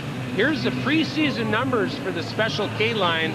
They dominated. They had almost 40% of the Anaheim Mighty Ducks offensive production.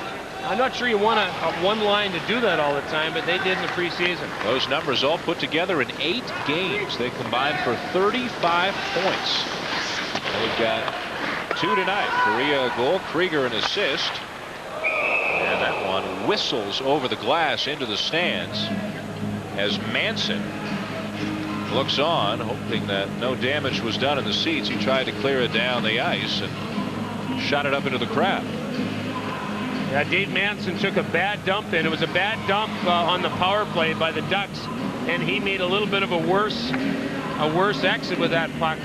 Manson had lots of time. We see here that we've got somebody that was hit. I don't think he's not too worse for wear. He's limping a little bit.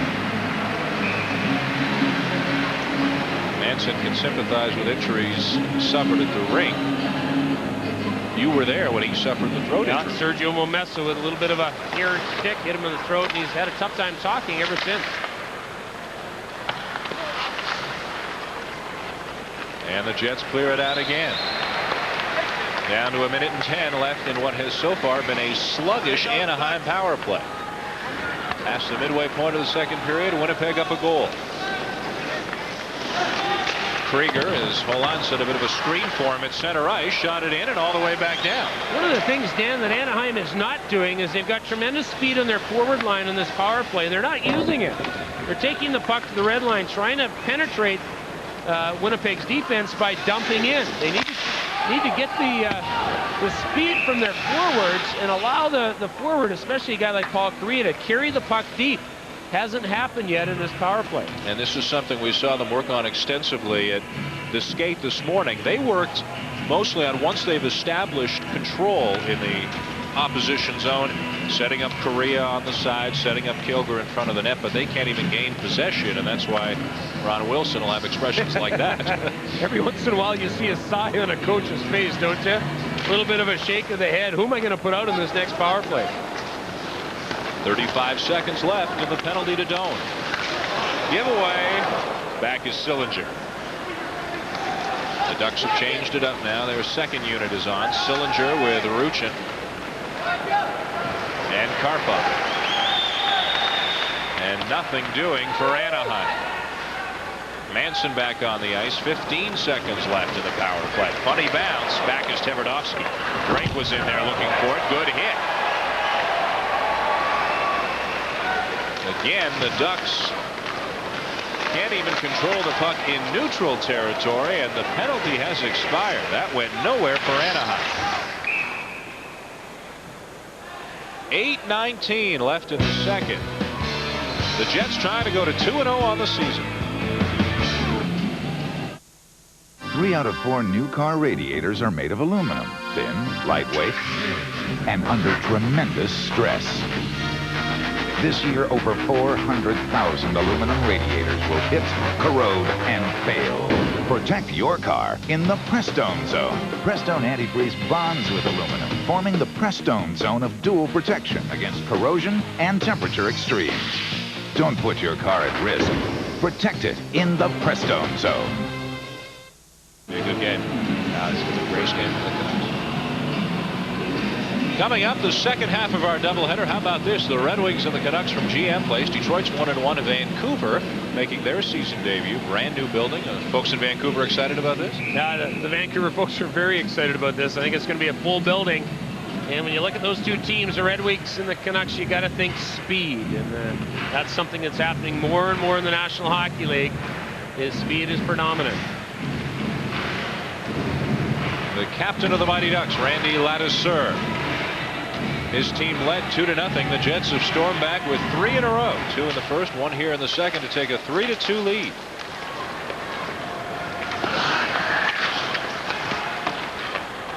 Solani on the near boards, gives it away, gets it back. Plays scrambly as Zhamnov takes over. Zhamnov, the second team All-Star center last year.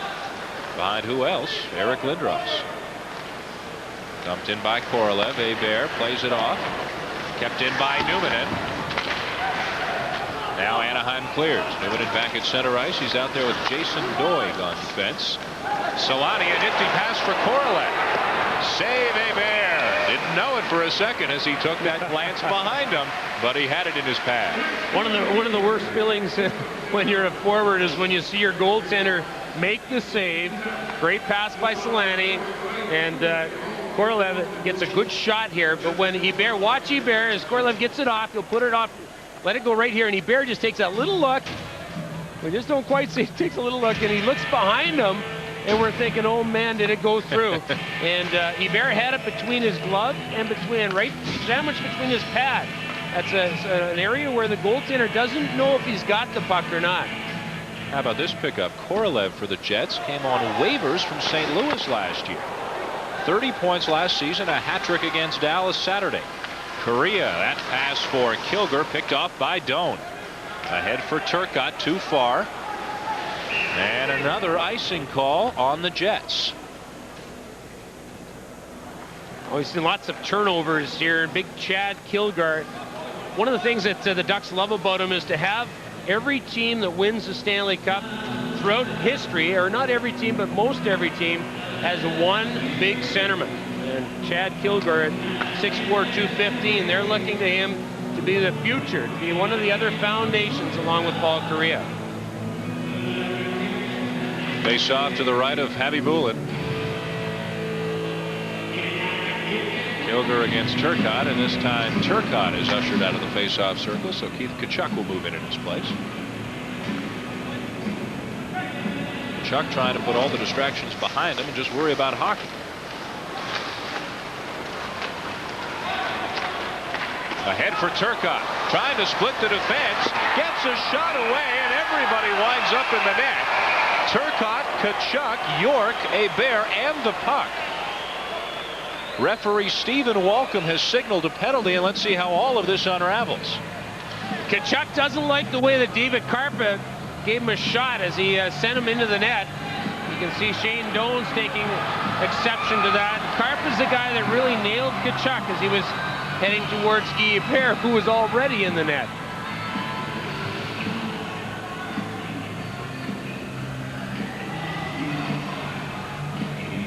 Excellent play by Turcotte. See the steal here, and he just takes the puck, him and everybody in the net, but Hebert keeps it out.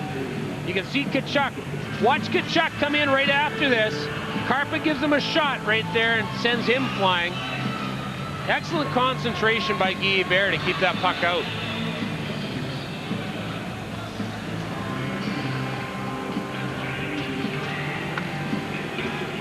The Jets thought they might have added a goal to their lead. That is not the case, as Hebert kept the puck out. Still a lot of conversations going on the ice, but exactly what the outcome of all this will be. One of the penalty box doors is open, but so far nobody's reported. It's the Anaheim one that's open, as Walcom is trying to settle the score here. Well, Guy Hebert had Darren Turcotte in the net, and he had right after that he had Keith Tkachuk in the net, but the puck stayed out. And I think what Walcom has done here is David Karpa's on the Anaheim bench, and I think Walcom's telling him, hey, it's you. Get over to the penalty box. York's over there as well. And the Duck players seem very confused right now. Now Walcom's going to physically have to skate over to the Anaheim bench. Now he's talking to Krieger, and Krieger is the penalized player. Or is he? You ever seen anything like this? Finally, Jason York is going to skate over. We had hand signals there for a while, and then Walcom thought he'd better go over and use a little bit of verbal communication.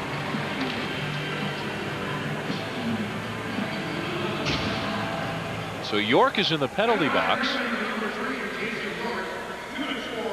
Hooking is the call at 12:46 of the second. Winnipeg back to the power play. That was an interesting exchange. Nobody wanted to own up to taking the penalty there. Walcom, one of the younger referees in the NHL, almost had to physically remove a player from the bench and send him across the ice. Bobby Dallas has lost a stick. So the Ducks have just 3 skaters out there with a stick. Now Corkum gives his to Dallas. Corkum shoots right, though Dallas shoots left. Korolev fires it across. Shot and a save by Hebert as Jamnov snuck in from the point.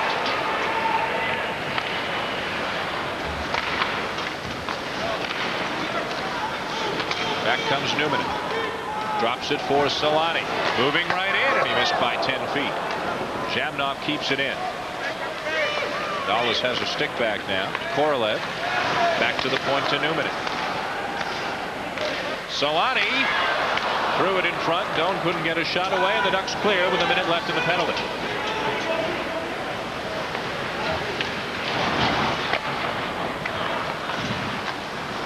Starting out is Newman with Solani and Turcotte. Turcotte tried to play it behind the net, but Ladouceur sent it back down into the Winnipeg zone. Seems like all the power plays in this second period have not been able to get possession deep in the opposition's end, and that's what's happening here on this Winnipeg power play. Every time they gain possession, it seems like the Ducks are able to move it away. Happened again there as Ruchin forces Manson to shoot it in. First man in is Eastwood. 20 seconds left. In front, Turcotte. Hebert can't find it. It's back at the point for Manson. Eastwood being hounded by Holland. Leaves it for Tkachuk. Ladouceur's on him, and now the referee Walcom takes one off the skate. Ducks will clear it, and that's it for the power play. And a break for Anaheim now, except Joe Sacco is heading to the bench at the end of a shift. Just over 5 minutes left in the second period. The Jets have the only goal of the second by Chris King, and it's 3-2 Winnipeg. Krieger hems it in. Manson shoots it right back out. Dallas to center ice. Kilger has it. Correa with Krieger. 2-on-1. Krieger. All kinds of time. Can't get a shot away. In front. Karpa. Weak shot. Kilger in front. Sends it wide. What a chance for the Ducks to tie it up. Here's Krieger onside. He'll try it again. Taken down by Wilkinson, and a penalty coming to the Jets. So Anaheim with a great chance. Now they're heading to the power play when we come back to Winnipeg. Welcome, Dave. Been a long time. Sure has, Red. You got a spicy chicken sandwich. But here, try this. Not bad. Water? No, thanks. Now try a Wendy's spicy chicken. Wendy's spicy chicken sandwich is a whole breast fillet seasoned with Dave's own blend of pepper and spices. It's one very delicious, very spicy sandwich. Please. Try Wendy's spicy chicken sandwich, and long live the king. Are there any other penalties other than hooking and holding nowadays in the National Hockey League? But Neil Wilkinson gets a holding penalty. You see Krieger here, Todd Krieger, keeping his feet moving. Now, he might have embellished that just slightly, Dan. But great pass here by Correa to Todd Krieger. You mentioned he had lots of time. Sometimes you have too much time. See the puck bobble on him right there? It goes under the heel of his stick. He had too much time. He was thinking about it. He said, now, am I going to go top corner, bottom corner? Should I pass it back? Oftentimes, when you get the puck, it's on your stick. You let it go. You know, you don't think about it. Almost too much time on that play.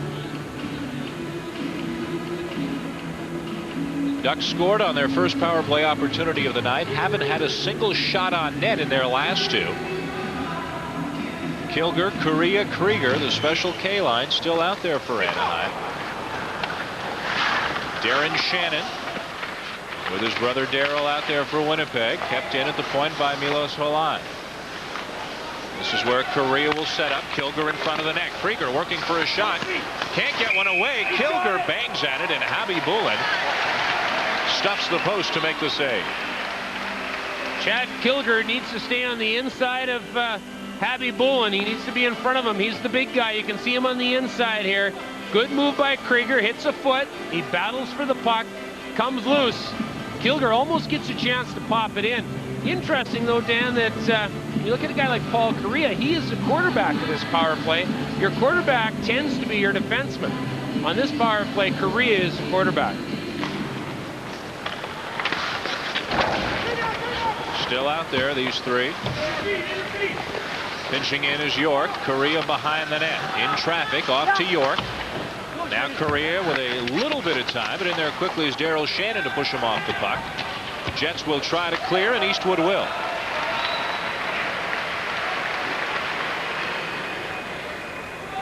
Between their regular shift and the first part of this power play, the Correa line's been on there for about 2 minutes. Kilger chases it in. Habby Bullen comes out to play it and gets it out. Eastwood with a shot on Krieger as York sends it back in. Kilger behind the net. Krieger falls down, gets up, loses the puck. Shannon between the legs loses it to Correa. Holan cannot keep it in at the point, and again the Duck power play struggled. Kilger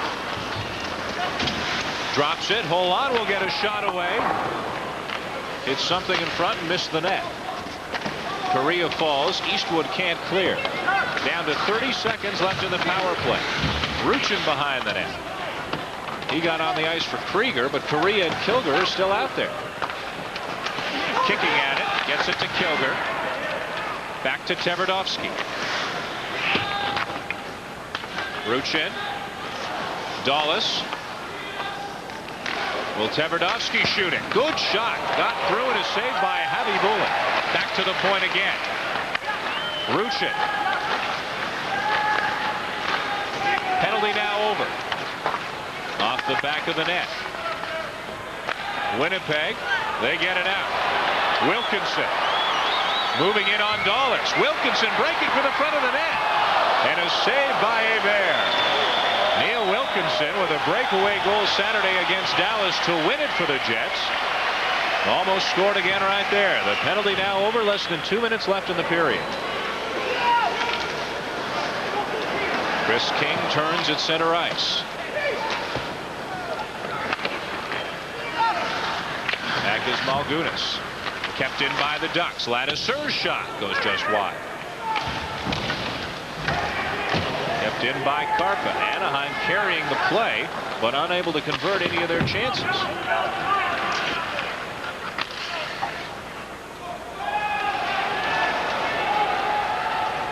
Drake had Turcotte in front, couldn't get it there, and back come the Ducks.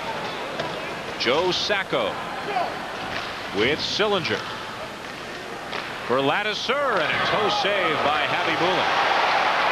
Turcotte overskates it. Doan follows up. Darren Turcotte. No look for the deflection. We have reached the final minute of the second period.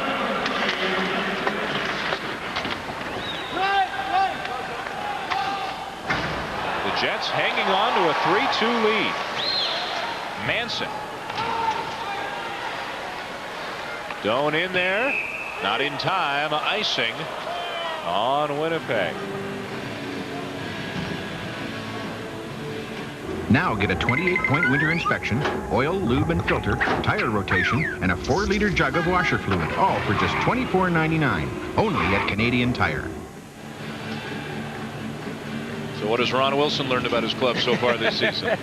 Well, I'm not sure. He's still not too excited about his specialty teams, the power play and the penalty kill, but he has a hard-working team. They've worked the puck well down deep. And watch Wilkinson here go hard to the net. As you mentioned, he scored the other night, the winning goal against Dallas. That was almost deja vu. Wilkinson had just one goal all of last year. 40 seconds left in the second period. 3-2 Winnipeg. Sillinger for the Ducks sends it back in, and this could well be icing. Newman back to play it, and it is, so there will be a face-off down in the Winnipeg zone. Well, there's something about you and I talking about Chris King having his turkey dinner up here and then realizing he was going to play tonight, and he's the only goal scorer of this period. It's a big goal indeed to bring the Jets 3-2 over the Ducks so far. And Chris King, a great leader. You're not going to get too many goals out of this guy. When you do, it's a bonus. Big face-off here to the right of Guy Hebert. Won by the Ducks. York hemmed in by Solani, and Terry Simpson has the Zhamnov-Tkachuk-Solani line together now here in the final minute of the second. That's a first on the evening. Zhamnov looks in front for Tkachuk. Can he get a shot away? He was dragged down and couldn't get a lot on it. Hebert made the save, and now some pushing and shoving behind the net. Tkachuk's a little slow to get up, but once he gets up, he gets into it. I think it was Alexei Zhamnov that took exception to the Duck defenseman. Might have been York that really laid the wood on him as he tried to get to the front of the net. And they're still going to allow some of that. In front of Guy Hebert. Hebert jumps in the puck. Zhamnov's trying to get there. We'll see the good play here to Tkachuk. See Tkachuk get away from his man, put it on net. Hebert's down, and there's Zhamnov trying to get in. He starts right there. Good, strong play by Tkachuk to even get that on net. And Zhamnov took it. Sorry, didn't like it. Let's watch the face-off here, because you got to watch the Ducks coming out. Didn't have to on that point right there, but Ruchin cannot be obstructed, and that's going to be a lot easier on face-offs now in the National Hockey League. Puck hit a stick, so no icing, and that'll do it for the rest of the second period. The Jets, with Chris King, their captain, scoring the only goal, have taken a 3-2 lead through 40 minutes in their second game of the season, trying to make it 2 wins and 2 starts. Now to McDonald's, live at the intermission. Welcome to McDonald's Second Intermission, brought to you by your local McDonald's restaurants. Now, here are your hosts, Gord Miller and Bob McKenzie. Welcome back to our NHL Control Center. Well, the Winnipeg Jets are a team partially supported by the provincial government, and there's more of a political angle to this game. Well, there certainly is tonight. Chad Kilger's father is the Deputy House Leader for the federal government. Of course, Bob Kilger, former National Hockey League referee, but now in politics. And Dennis Mills, who did a good job. His dad's an MP as well. There you go. Next time, put your microphone on. We'll come back with Bob McKenzie and his microphone. We'll talk about Alexa Yashin, Ally Afraidy. We'll show you afternoon highlights. Bob with his mic and everything when we come back on our McDonald's second intermission.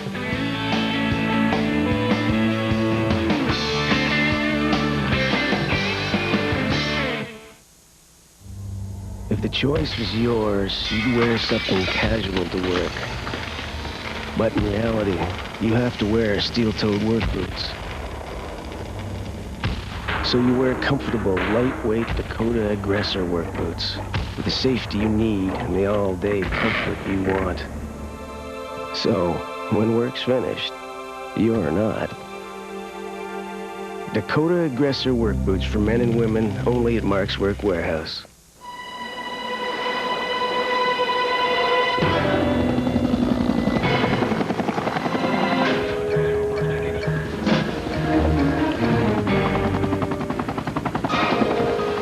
By putting in place a highly efficient search and rescue system covering the length and breadth of its territory, Canada ensures the safety of all its citizens.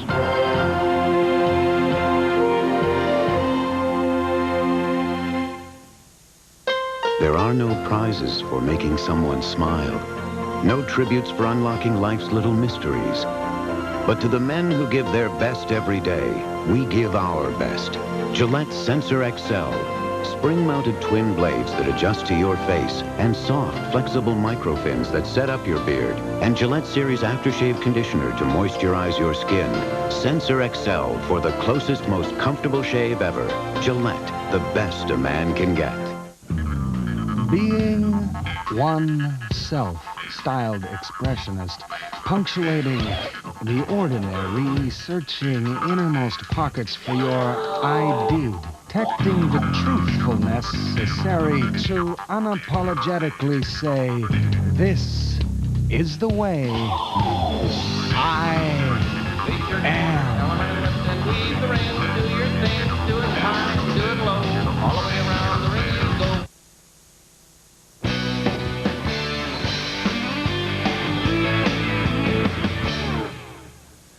Welcome back to our McDonald's second intermission. All set? All set. Picky. They expect you to wear a microphone here, too? They surely do. We're going to show you some highlights from this afternoon. It's Columbus Day down in the U.S. Boston home to Buffalo. First period, Brian Holzinger behind the net. Who are you going to give it to? Not the 3-time 50-goal scorer, Cam Neely. Bad giveaway, 1-0 Boston. Well, the Boston Bruins took advantage of a young player coming into the league, rookie player, Rookie of the Year candidate. And this was early in the game, and it gets the Sabres off, and there's going to be a lot of that for the Buffalo Sabres this year. We'll see that a little later. Well, the Bruins return the favor, though. The defensemen collide inside the line. Yuri Himalev picks it up, and across for the shorthanded specialist, Dave Hannon. And the shorthanded marker ties it at 1. Doug Hoda was a target all day of the Bruins, especially Cam Neely, who got his stick up a little bit there. And then Buffalo almost gets a break here. Check this out. Dump in, no big. Oh, hook out. It almost went in by Blaine Locker. Now, game tied at 2. Pat LaFontaine. Is he back from the knee injury? You bet he is. Look at this. The Holzinger, who makes up for the earlier mistake. 3-2 Sabres on top. The Bruins come storming back to Ray Bourque from the line. Power play goal. 1 times it past Dominic Hasek, who never saw it. But then comes another key giveaway. Rob Conn along the boards. Whoopsie to another big scorer, Joey Mullen. And they'd had the empty net goal, but that's another key giveaway. Well, you don't give it to Cam Neely, and you certainly don't give it to Joey Mullen. And Rob Conn, picked up on waivers from the New Jersey Devils, did just that at a crucial moment late in the game, and that'll be tough for the Buffalo Sabres to live with all season long with that many youngsters in the lineup. Adam Oates, who scored his first NHL goal 10 years ago today, had 3 assists in the game for the Bruins, who pick up a 5-3 win over the Buffalo Sabres. There's a game just underway now in the first period. Colorado with a 2-1 lead now on Pittsburgh. Colorado led by a score of 2-0, but Pittsburgh had just scored to pull within 1, trailing 2-1. Now, big question for the Boston Bruins. Ally Afraidy, if he's back, they're a power. Well, a big question for the Boston Bruins right now is what's going to happen with Ally Afraidy. Not as far as his knee's concerned, but there's a controversy brewing between the Bruins and Afraidy. The Bruins are contending that Ally Afraidy did not pass his physical at camp, which is self-evident because he's not in the lineup, but they're saying that it's from a non-hockey related injury. Afraidy, of course, contends that his knee injury has been strictly hockey related, and right now there seems like there's a contractual argument and hassle going on between those two parties. It'll be interesting to see how big this flares up. Man, imagine if they get Ally Afraidy back. That is one dynamite hockey team. We're back with more in our McDonald's second intermission. You're watching the NHL tonight on Doubleheader Monday here on TSN.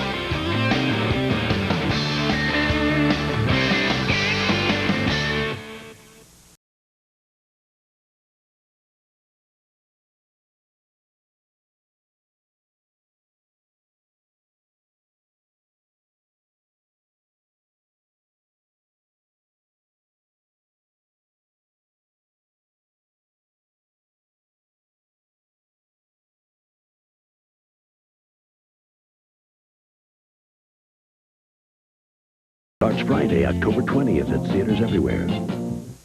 To the men who give their best every day, we offer our best.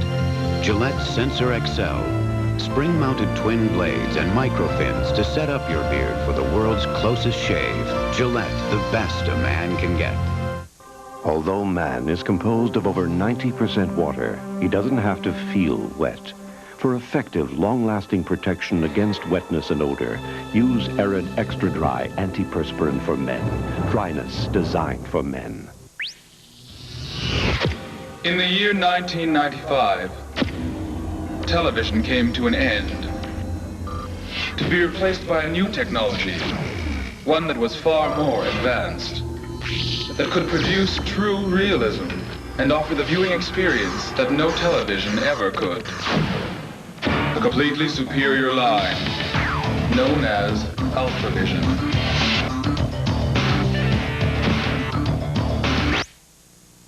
The second half of our NHL doubleheader tonight features the Detroit Red Wings at the Vancouver Canucks. The curtain goes up on the new General Motors Place tonight and also on Pat Quinn's rebuild hockey team. He was a member of the obstruction committee, wants a faster team, wants a team that can wheel. He's got it, and he's got a new barn for them to play in. Pat Quinn will be looking on with interest tonight, and he chatted with our Darren Detition. Joining me now is the general manager and the president of the Vancouver Canucks, Pat Quinn. We appreciate you taking the time to join us. In 1970-71, the Vancouver Canucks played their first ever game in the National Hockey League. Now we're going into the 26th season, and you've got a facility like this. Congratulations. It really is spectacular. Well, it is. It was 1970 when we had our first game here, and as an NHL team, and to move into it 26 years later into a spectacular facility like this is just a dream that I don't think anyone thought might come to rest. So how does this affect your team now? How does this affect you as a general manager with this building? Well, I think clearly when I recommended to the board that they needed to look at controlling their own facility for the purpose of keeping hockey in Canada. If we're even with a new building, we might not be able to do it, but that was the only way we could do it, and it took a few years to get it going. Finally, Arthur and his dad took the bull by the horns and got the job done. Let's talk a little bit about the hockey team. You've got Alexander McGillman, who joins you now. Is he the final piece to the puzzle? Do you have, with this team, a Stanley Cup contender? Yeah, we have a contender. We had a contender last year without him, but clearly, I think there are some 8 to 10 teams that are going to be solid contenders all the way. We're one of them. We think we're a little closer with Alex, of course. You know, he's a capability of putting a lot of goals up there and scoring in key situations. But there's no guarantees that the talent that you feel like you've assembled comes together as a team. And I think everyone knows this still is a team game. New Jersey proved that last year. And but we got a very talented outfit, and hopefully they come together and play some good hockey. Well, we appreciate you taking the time. Congratulations on the new facility, and good luck this year. Thanks, Darren. Thank you. Thanks very much, Darren. And, of course, we'll have Detroit and Vancouver as the second half of our NHL Tonight doubleheader. Stick around. We'll talk more NHL when our McDonald's second intermission continues. Winnipeg leads Anaheim 3-2 after 2.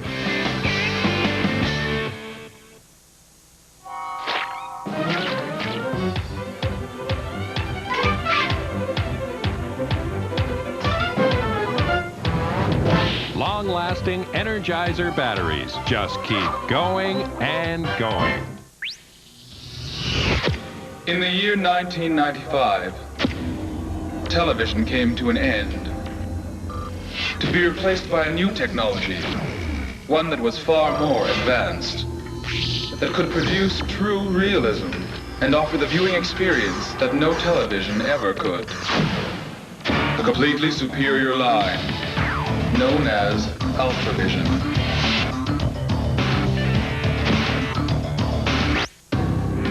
We We took the most comfortable full-size pickup on the road and made it more comfortable. We took the most thoughtful interior on the market and made it more thoughtful. We took the biggest cab in the industry and made it bigger. The new Dodge Ram Club Cab. First we changed the rules, then we stretched them. From Dodge, Canada's truck stop. Slick 50 engine treatment with Teflon. Can it reduce wear in your engine?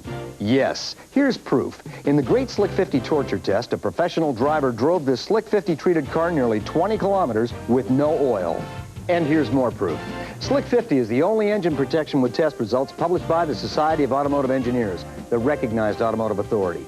Reduce wear in your engine with Slick 50 engine treatment with Teflon. Get Slick 50 at Canadian Tire, Kmart, Sears Automotive, Home Hardware.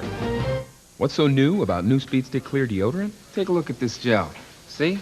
It's wet and sticky. And mine, it goes on dry. New Speed Stick Clear. It's more than clear. It's clearly dry. By Menon. Hey, I'll take dry any day. Back with our McDonald's second intermission, Alexei Yashin is playing. In fact, he's played his second game for Central Red Army, but he shouldn't be, Bob, and the NHL is pretty upset about it. Well, they are. They've sent a fax to the International Ice Hockey Federation telling them under no circumstances do they believe that a player under contract, although he is suspended by the Ottawa Senators, should be playing for the Central Army team in Moscow. However, he's played 2 games with them.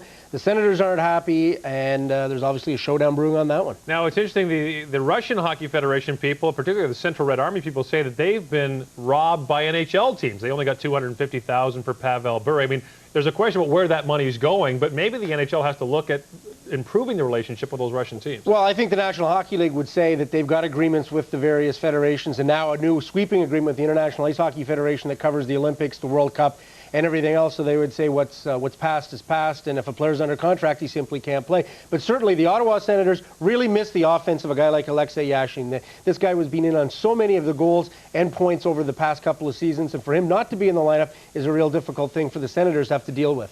As one Ottawa person put it to me, bad with him, horrible without Alexei Yashin. 3-2 is the score for the Winnipeg Jets after 2 periods of play. The third period is coming up next.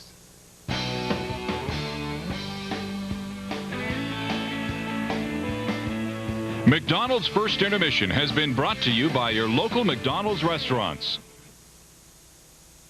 3 out of 4 new car radiators are made of aluminum, thin, lightweight, and under tremendous stress. This year, over 400,000 aluminum radiators will hit, corrode, and fail. Protect your car in the Prestone Zone. Prestone antifreeze bonds with aluminum, forming the Prestone Zone of dual protection against corrosion and temperature extremes. Don't put your car at risk. Protect it in the Prestone Zone. Think traction control. Think shock absorbers. Think air conditioning. Think stainless steel emission system. Whatever you buy, think to use your GM Visa card. You won't pay an annual fee, and you will earn 5% of everything you spend towards a new GM car or truck. Cup holders? Now you're thinking. Go to your nearest participating building supply dealers and check out the Owens Corning insulation. You know, the pink stuff, and you could win $1,000 of anything you want, like 35 oscillating fans, 284 roof strainers, 123 feet of ladder, and a whole bunch of these wing nut things. Whether you want to buy rolls of pink or bats or nothing at all, you could still be a winner. The $1,000 worth of anything you want right here, Pink Sweeps. Do it right, do it pink, do it now. Getting set for the start of the third period at the arena in Winnipeg in what has been an entertaining game between the Jets and the Ducks. Only 1 goal in that second period. Chris King, who in his previous 131 games had just 8 goals, now has 1 in his second of the season. It's the go-ahead marker for the Jets, who lead at 3-2. The shots on goal favor Winnipeg 23-17 as we send it back to Dan Shulman and Ryan Walter for the third. Thank you, Gordon. Remember, the Ducks, in their history, Ryan, have taken 7 of 8 from Winnipeg coming into this game tonight. So for the Jets, who head on the road to take on the Rangers and the Devils following tonight's game, A win would be very big for them here. Yeah, the Jets really want this one to head into the New York area where there's some pretty good clubs now. That New Jersey team obviously playing well and continue to play well off last season. And the Rangers going to be a team to reckon with also. Ronnie Wilson, though, has got to get a goal early from his Ducks. They've really got to tie this thing up. And then I'm not saying they're going to kitty bar the door, but they'll have to tighten up their defense. The thing that amazed me about the second period, Dan, was the turnovers. Both teams in the neutral zone, real turnover hockey, and both teams with speed should be able to carry that puck to the neutral zone. The Ducks broke on top with a couple of early goals by Correa and Sillinger in the first. Back came the Jets to tie it. Steve Ruchin will start the third period at center for the Ducks. He's one of the real interesting stories in the NHL as Jack Ferreira and David McNabb look on. You talked about McNabb looking everywhere for talent. Well, he found Ruchin in Canadian university hockey, a rarity in the NHL. That's right, through the supplemental draft.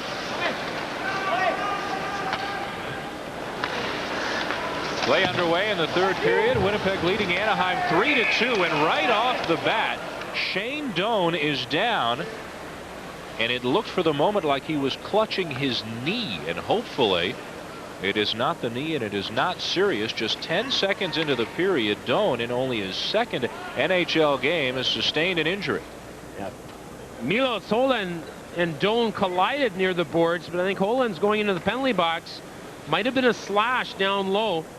Doan looks still pretty tender on the knee. I think you're right. It might be that left knee, and there's certainly a pretty good whack that happened there. See, Holan's got the puck, and you'll see Doan come into the picture right here as he follows through in the check. Just off to the left of your screen, and there's the follow through. Holan and Doan really, here's a better look at it right here. Holan gets a stick up into Doan's midsection, and probably that's the reason for the penalty. Doan just now getting to his feet and getting an ovation for the fans here at the Winnipeg Arena. It's up on the board right now as just a minor penalty to Holan. Shane Doan took such a deep breath there. I think he got that stick where you don't want to get it, and took a little bit of a deep breath there to get his breath back. Real great competitor. He is, as long as this guy has not got a knee injury, you're a Winnipeg Jet fan, you're happy as long as he doesn't limp into that dressing room. He's been impressive in the early going, both tonight and in his first game. A couple of assists, an interference penalty. That's the call on Holan. That could have gone a number of ways. But regardless, the Jets back to the power play. Well, it's interesting, as we watch Ron Wilson here with a bit of a smirk, how the penalties have gone. Now, 8 out of 10 penalties have been for obstruction, 1 for too many men on the ice, and 1 for interference. So that obstruction call is really prevalent here in this game.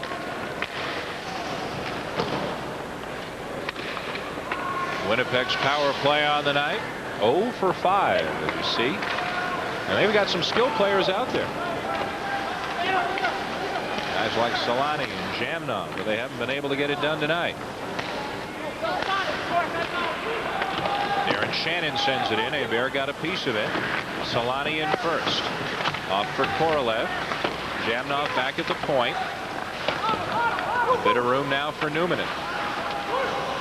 Numminen struggles to get it up to his stick by Korolev, and Dulles up to Volk. And again, this time with Corkum doing the honors, the Ducks send it down the ice. What's happened in this power play is that the passes are not tape to tape or stick to stick. Passes are not hitting the stick. They're off into the zone, and the Ducks are jumping on it. Correa ahead for Krieger. Krieger by Numminen, and a big save by Habibulin. But a penalty is coming to Winnipeg as Krieger used his speed to get a good scoring chance and draw a penalty. Excellent speed by Todd Krieger, and he had to be pulled down. I think that's Tempo Numminen, I thought, was maybe get on his horse and move his feet a little bit there, but had to tug him down. Krieger he just pulls away right here. Numminen's got to get the stick in and just touches him enough so that he can doesn't get full wood on Habibulin there. Another good example of what they're not going to allow in the National Hockey League. Krieger had body position, and Newman had to get his stick inside to try and take the good shot, almost breakaway away. So Newman in the box at 1:15, 55 seconds left in the penalty to Milos Holan of the Ducks.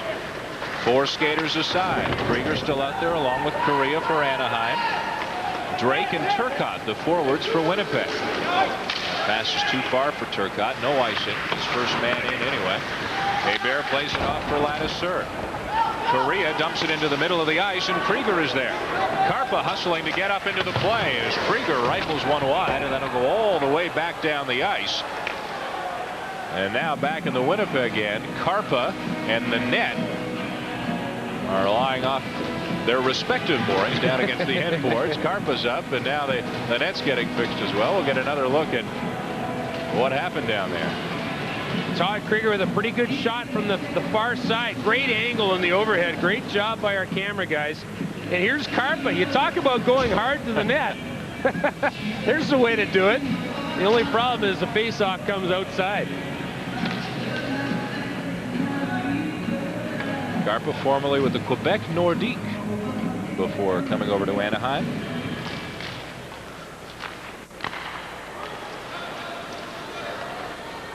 Dallas Drake the other way for Winnipeg. Some nice moves, but Tverdovsky is back to take him off the puck. Dangerous pass, though. Ruchin got it out for Sillinger. Ruchin takes Turcotte off the puck, and then Ruchin is hit by Drake. Play continues. Sillinger, left wing for Tverdovsky. And he gave it away. Drake ahead for Turcotte. Tverdovsky missed him, but Dawlis covered up. Now the Ducks on the power play. Pull on out of the penalty box, off for Ruchin, around behind the net, and he scores! Steve Ruchin on the wraparound, tucks it in behind Habibulin, and the game is tied at 3.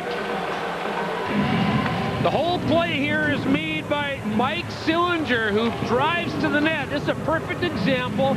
Watch this example of 3-on-2. Sillinger goes hard to the net, and this is just an excellent 3-on-2, and there's the finish to it. Mike Sillinger went hard to the net, gave Steve Ruchin lots of place, lots of room, and Ruchin comes on the wraparound from behind the net. Turcotte was late arriving. That gave Ruchin time. Ruchin's got a 2-point night, and the Ducks, most importantly, have tied it up at 3. Another power play goal.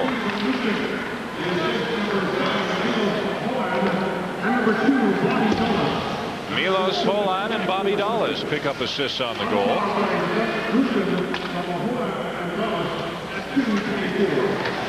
So the Ducks actually have a couple of power play goals on the night. Kilger in behind the net now. Centers it for Correa, and it's tipped away. Brand new game, 3-3 early in the third.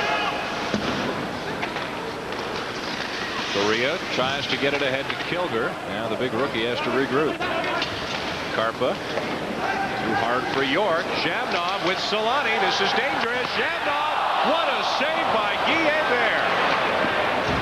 He read the play perfectly. Korolev is taken down. Fans want a penalty but don't get it.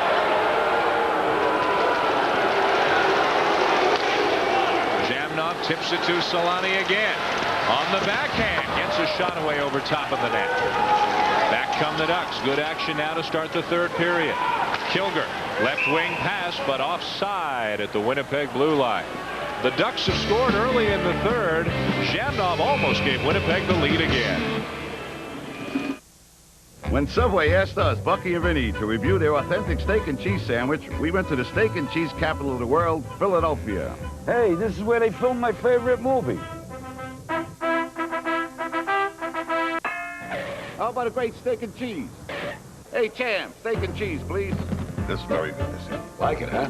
This is the real McCoy. Tender seasoned steak with melted processed cheese all on fresh baked bread. We have a winner. Subway, what a sandwich. From Gillette comes a revolutionary form of protection for men. Gillette Clear Gel Antiperspirant. Unlike a stick that can stay in your underarm hair, this is a soft gel It goes cleanly through the hair, right down to the skin surface to fight odor and wetness where it begins. And that means effective all-day protection. A revolutionary form, Gillette Clear Gel Antiperspirant. Alexei Zhamnov very nearly gave the Winnipeg Jets the lead again, but he was robbed by Guy Hebert, so it's still a 3-3 tie. Just under 4 minutes into the third period here at the arena in Winnipeg. Game 1 of 2 tonight we'll see on TSN. Detroit and Vancouver coming up. Chris King's got a goal tonight for the Jets. Into Craig Mills. Back comes Anaheim with Corkum. Left wing for Volk.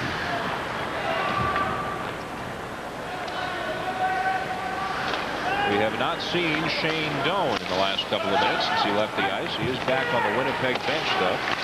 Volk with a sharp angle shot, and Abby Boulin had to be alert. Might have gone off the side of the net. Behind the play now, King and Volk were going at it in the corner. Another penalty's been called. Yeah, Gary Volk got a stick high on King. Stefan Walkom, the referee, went over to take a peek at King to see if he was cut. Volk complains about that penalty, but that would have been a penalty in any year, in any book, any place in the National Hockey League. Volk and King are fighting for the puck in the corner. You see Volk come into your place right there. You can see it go right up top. How about this chance by the Jets? Yeah, great pass by Solani, and there's Guy Hebert. We talked about him coming, his lateral movement, how well it comes across the net. Excellent job there. Another power play here for Winnipeg. They have yet to score with the extra man tonight. Zhamnov back out there on the point. Solani fanned on the one-timer. Doan is back on the ice now. It's Solani and Korolev up front. That's him. Zhamnov. Solani, and again with the one-timer. Couldn't get good wood on it. He's taken down, and the Ducks bring it out with Peter Duras. Doan missed him by 2 feet with a body check on the far boards. And Duras doing a nice job hanging on to the puck and wasting some time. 1:15 left in the power play. Newman leaves it for Zhamnov. Tries to skate it in, couldn't do it. Doan will take over. Now Solani will have to wait for Doan to clear. Terry Simpson's going to have to go back to the drawing board on the power play tonight. Karpa sends it down the ice. Must be frustrating for Terry Simpson when you look at all the talent out there, but you can't get the puck in the zone. Ducks have done an excellent job of keeping the puck out of the zone. Turcotte almost got nailed by his own man, Darren Shannon, and back comes Joe Sacco. Well, Paul Correa told Gord Miller and Bob McKenzie at first intermission how much better the penalty killing was in the preseason for Anaheim. And that is carried over tonight. Hebert out of his net to play it. 20 seconds left in the penalty. Turcotte finds Stapleton at the point. Turcotte in the corner now. Shannon for Eastwood. Back to Stapleton. Anaheim's being very aggressive killing the penalty, not giving the Jets a chance to breathe at all. Shot by Manson into the corner. The penalty now over. Manson keeps it in. That shot goes wide. The Ducks back to full strength. Eastwood with a backhander in front of the net by Turcotte. And Sacco's going to relieve the pressure by icing the puck. Icing waved off. Play continues. Chris King gets it back, fires it in. They bear out to play it. King hits lattice serve. Shannon toward the net. It lies in front of Hebert, and now King into the corner. That shot's deflected. Shannon will tee it up. King, Mills, and Drake out there for the Jets right now. Tverdovsky bothering Drake. And Lambert has it for Anaheim. The Ducks will start back. A 3-3 tie.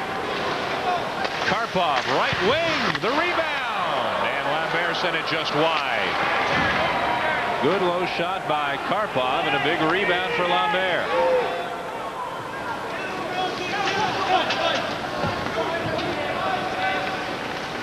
Milan with a couple of moves.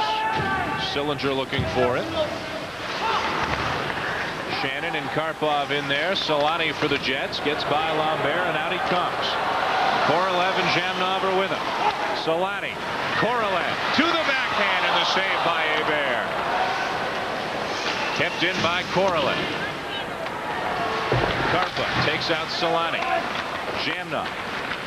Now Solani again. Doig can't keep it in. Haven't seen Jason Doig in a while. He's out there on the blue line for the Jets right now. Gets the return feed from Solani. Now heads back to the blue line. Long stretches without a whistle here in the third. Mike Sillinger through center ice. He's stripped and Turcotte sends it out to center. Korolev at the end of a shift just dumps it in. Yeah. A lot of players at the end of their shift here, Dan, and you saw Solani with maybe his best move of the night. He was nullified. A lot of turnover play right now. Doan in front. Save Hebert, but a penalty coming on the play. Looks like the Jets will be heading back to the power play again as they try to break this tie.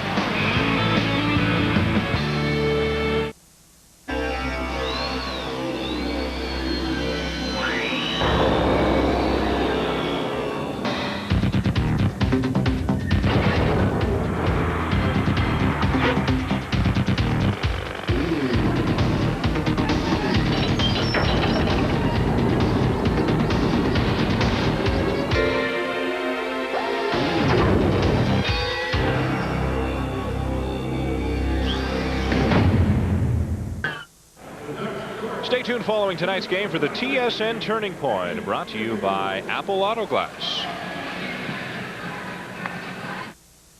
Properly installed windshield could keep a roof from collapsing. That's another reason Apple Auto Glass only uses the Bond for Life installation system. Protect what really matters. Apple Auto Glass. Jason York in the penalty box for cross-checking, and again, Ryan, the Jets have a chance to go with an extra man and break this tie. Well, the Jets don't have to penetrate the zone now because they've got a face-off deep in the zone. Right in front of the net here, you'll see York with a cross-check. Jets get some traffic in front of the net. York had to take the penalty to move his man out. Corkum against Eastwood on the draw. Now Eastwood is kicked out. And Turcotte will come in. Turcotte just picked up a couple of days ago from Hartford for Nelson Emerson. Jets get a second line center. That's Turcotte, 89, battling for the puck. It's underneath Karpa. Corkum sends it down the ice. Karpa's had a very active game on the Anaheim blue line. Karpa's played very well tonight. He's an aggressive player and probably the most aggressive I've ever seen him play. He's on top of the puck. He's done a good job killing penalties tonight. Eastwood, but offside at the Anaheim line.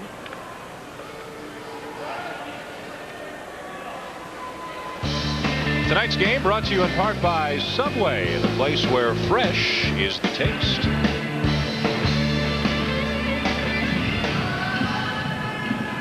Randy Ladouceur, we talked lots, Dan, about the youth of this team. But Randy Ladouceur, he's the guy that's going to have to really settle this team down. He, along with Robert Dirk and Todd Ewan, are the older players in the team.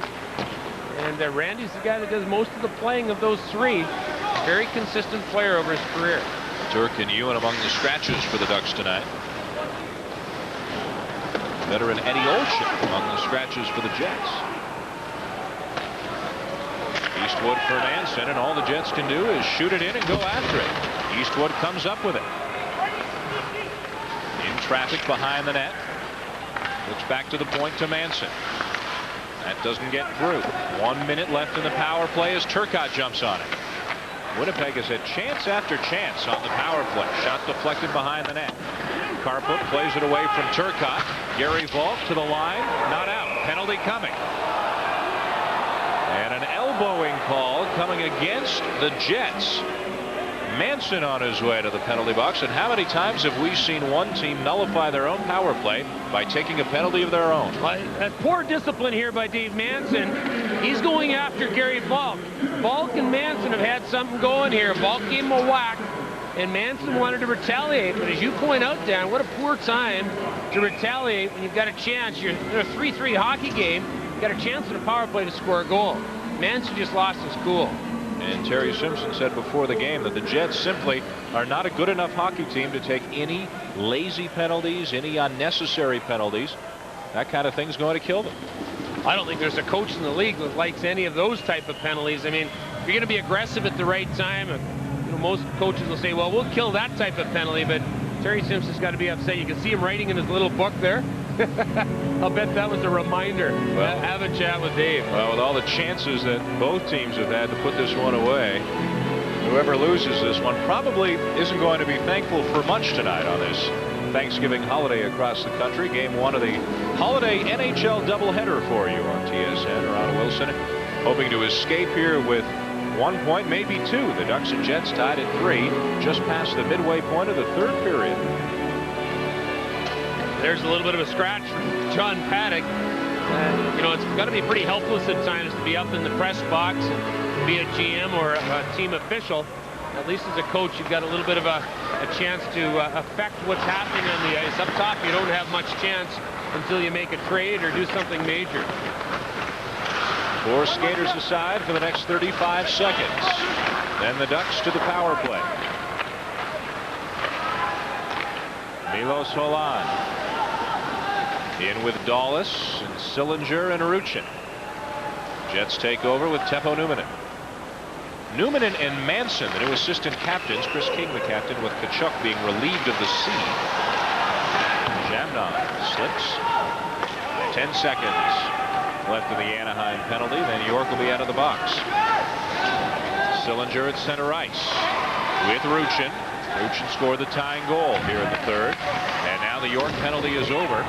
He heads to the bench for some fresh legs. The Ducks on the power play for just over a minute.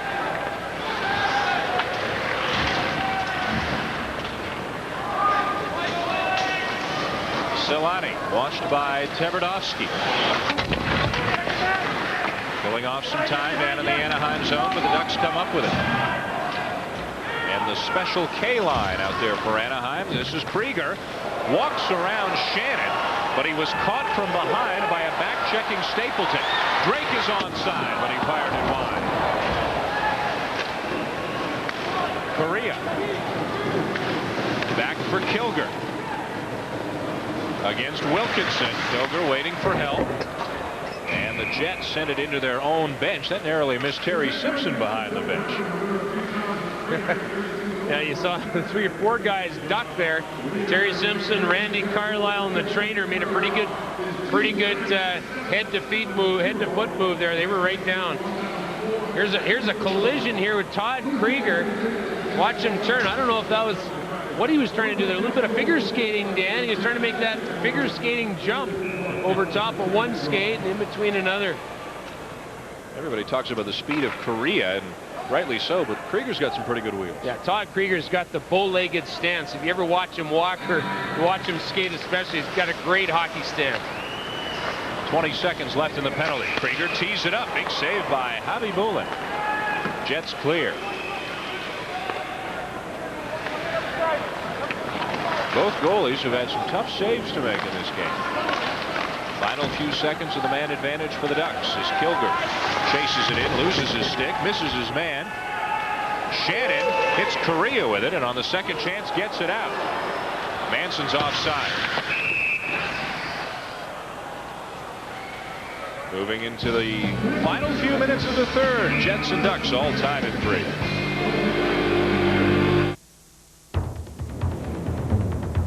The land characteristically clean, cold, and crisply defined by a consistently held and fluid belief in everything you're made of. Why? Because I am.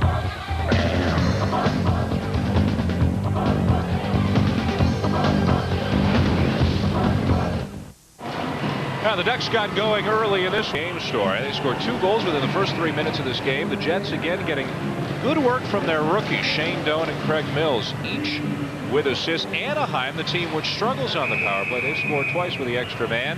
Tonight's game story is brought to you by Super 8 Motel with over 1,300 locations across Canada and across North America. Life's great at Super 8.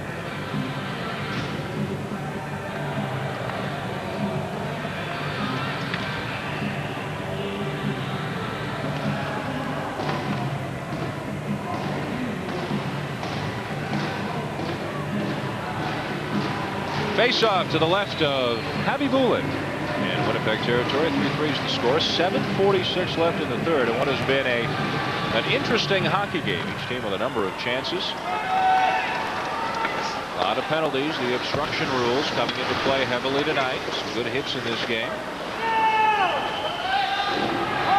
Oleg Tverdovsky back for Anaheim by Sean Van Allen. Manson clears it back in for the Jets. Pass by Duras on to Sillinger. Got Van Allen with him. Drop pass and a shot that Van Allen didn't get all he wanted on, and a save for Nikolai Habibulin. Van Allen continued to go to the net through a bit of a crowd there, Dan, but really that bobbled on him. He didn't get the wood that he should have, or the wood that he could have on that shot. This is an important time. You know, Van Allen being on the third and fourth line with guys like Gary Volk and others would have been a big goal for him to score. Sometimes you need that support from the guys in the third and fourth line to break the game open. Well, these are guys who at times have scored for the Ducks. Joe Sacco had 19 goals a couple of years ago. Van Allen was second on the team to Korea in points last year, but as you mentioned in the preseason, it was pretty much a one-line situation for Anaheim, which is great, but it's also bad as well. It's a little scary, isn't it? I mean, if that one line isn't going on a certain night, you're in a bit of you're in a bit of a stew, because you're not going to have the supporting cast. And you see the Jets split up their 3 best offensive players. Zhamnov, Solani, and Tkachuk are not all playing together. Boy, and that's we're talking about offense. How about those 2 players right there? Thomas Steen just recently packing it in, and Bobby Hull. I remember being in this building watching Bobby Hull practice when he was with the WHA. Slap shots for half an hour after practice. Play back underway. 7:10 left in the third. Jets break out with Stapleton, King, and Mills. Malgunas can't keep it in, and Manson back to get it. The Ducks have been in town since Saturday. They came in and watched the Jets' first game, and they've been here for a couple of days waiting for their season opener. And now the crowd of just under 8,000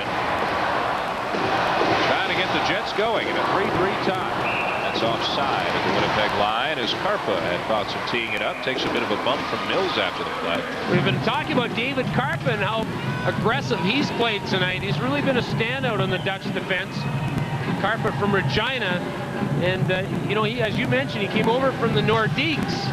But Karpa's moved the puck well tonight. He's been involved in a goal. He's been very aggressive in front of the net, but he's been aggressive in a controlled manner. He hasn't taken the penalties that some of the defensemen have been taking here recently in the National Hockey League.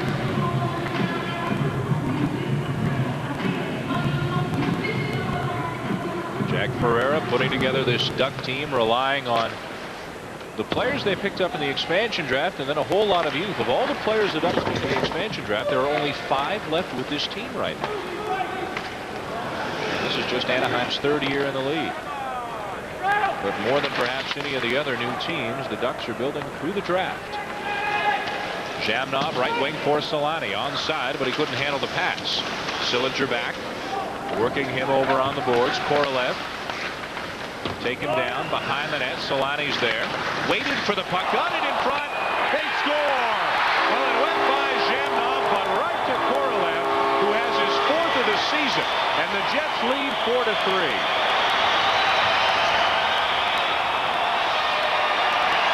One of the things that we've been watching is Timo Solani. Only in the 3rd period has he been able to get his speed up and moving his legs a little better.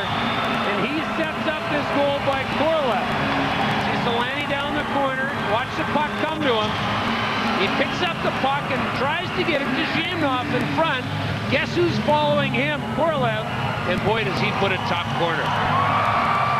Korolev, you can hear the ding right here. It goes post, crossbar, and in. Excellent shot.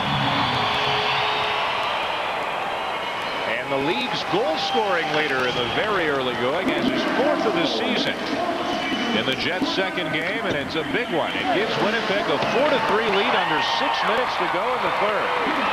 Back and forth, these two teams have gone all night long. The Ducks now will have to do something they don't do very well. Come from behind in the late going. Tverdovsky.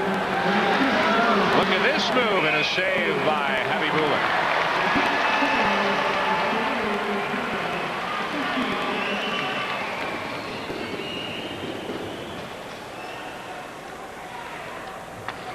Tverdovsky with his good speed here. He has great move, puts it up top. That was an interesting shot. That could have almost got through Khabibulin, but he stayed real square to the puck. Tverdovsky is going to be an excellent player in the next 2 or 3 years in the National Hockey League. He's just going to get better and better and better. Ruchin back out there for the Ducks, along with his line mates, Karpov, Lambert, Eastwood on the draw for the Jets, and he wins it easily. Malgunas behind the net for Manson. Every faceoff so important now. King chasing Karpa. Eastwood does a nice job following up the play. King behind the net. Back out the other side. Eastwood with a hard shot and a save by Hebert. Hit behind the net by Drake on Karpa. King bothered by York. Line doing good work for the Jets. Eastwood fired it wide. Boy, Mike Eastwood is just a much more active player and getting a lot more ice time with the Jets than he did with the Maple Leafs. Mike Eastwood wishes he had both those shots back. He had 2 opportunities to score, missed the net once, didn't get good wood on it the second time. Here's Tverdovsky again. So much poise with the puck. Behind the net, Sacco and Malgunas. Corkum in there. Volk. Back to Corkum. In front for Volk. Sacco with a sharp angle shot that Khabibulin got an arm off. Now a penalty is coming. And it looks like Manson is going to the box again, and he can't believe it. The Ducks, with 4:16 left, down a goal, heading to the power play.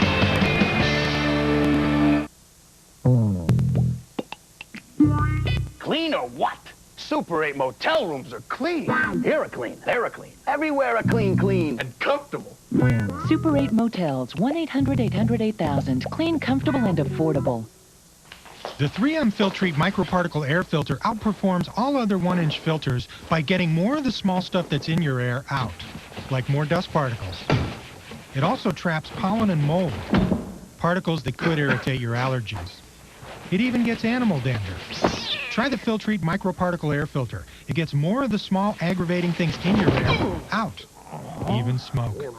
Look for the 3M Filtrete clean air filter wherever you buy furnace or air conditioner filters.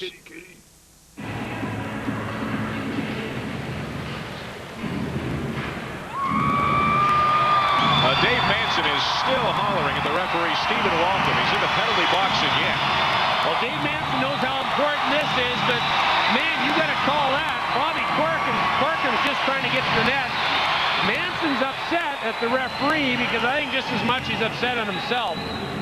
That's not the penalty to take with 4 minutes to go when you're up by a goal.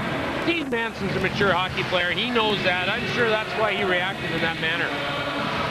Big chance for Anaheim to tie the game. 4-3 Winnipeg, 4:16 to go. Kilger and Eastwood on the draw. Eastwood wins it.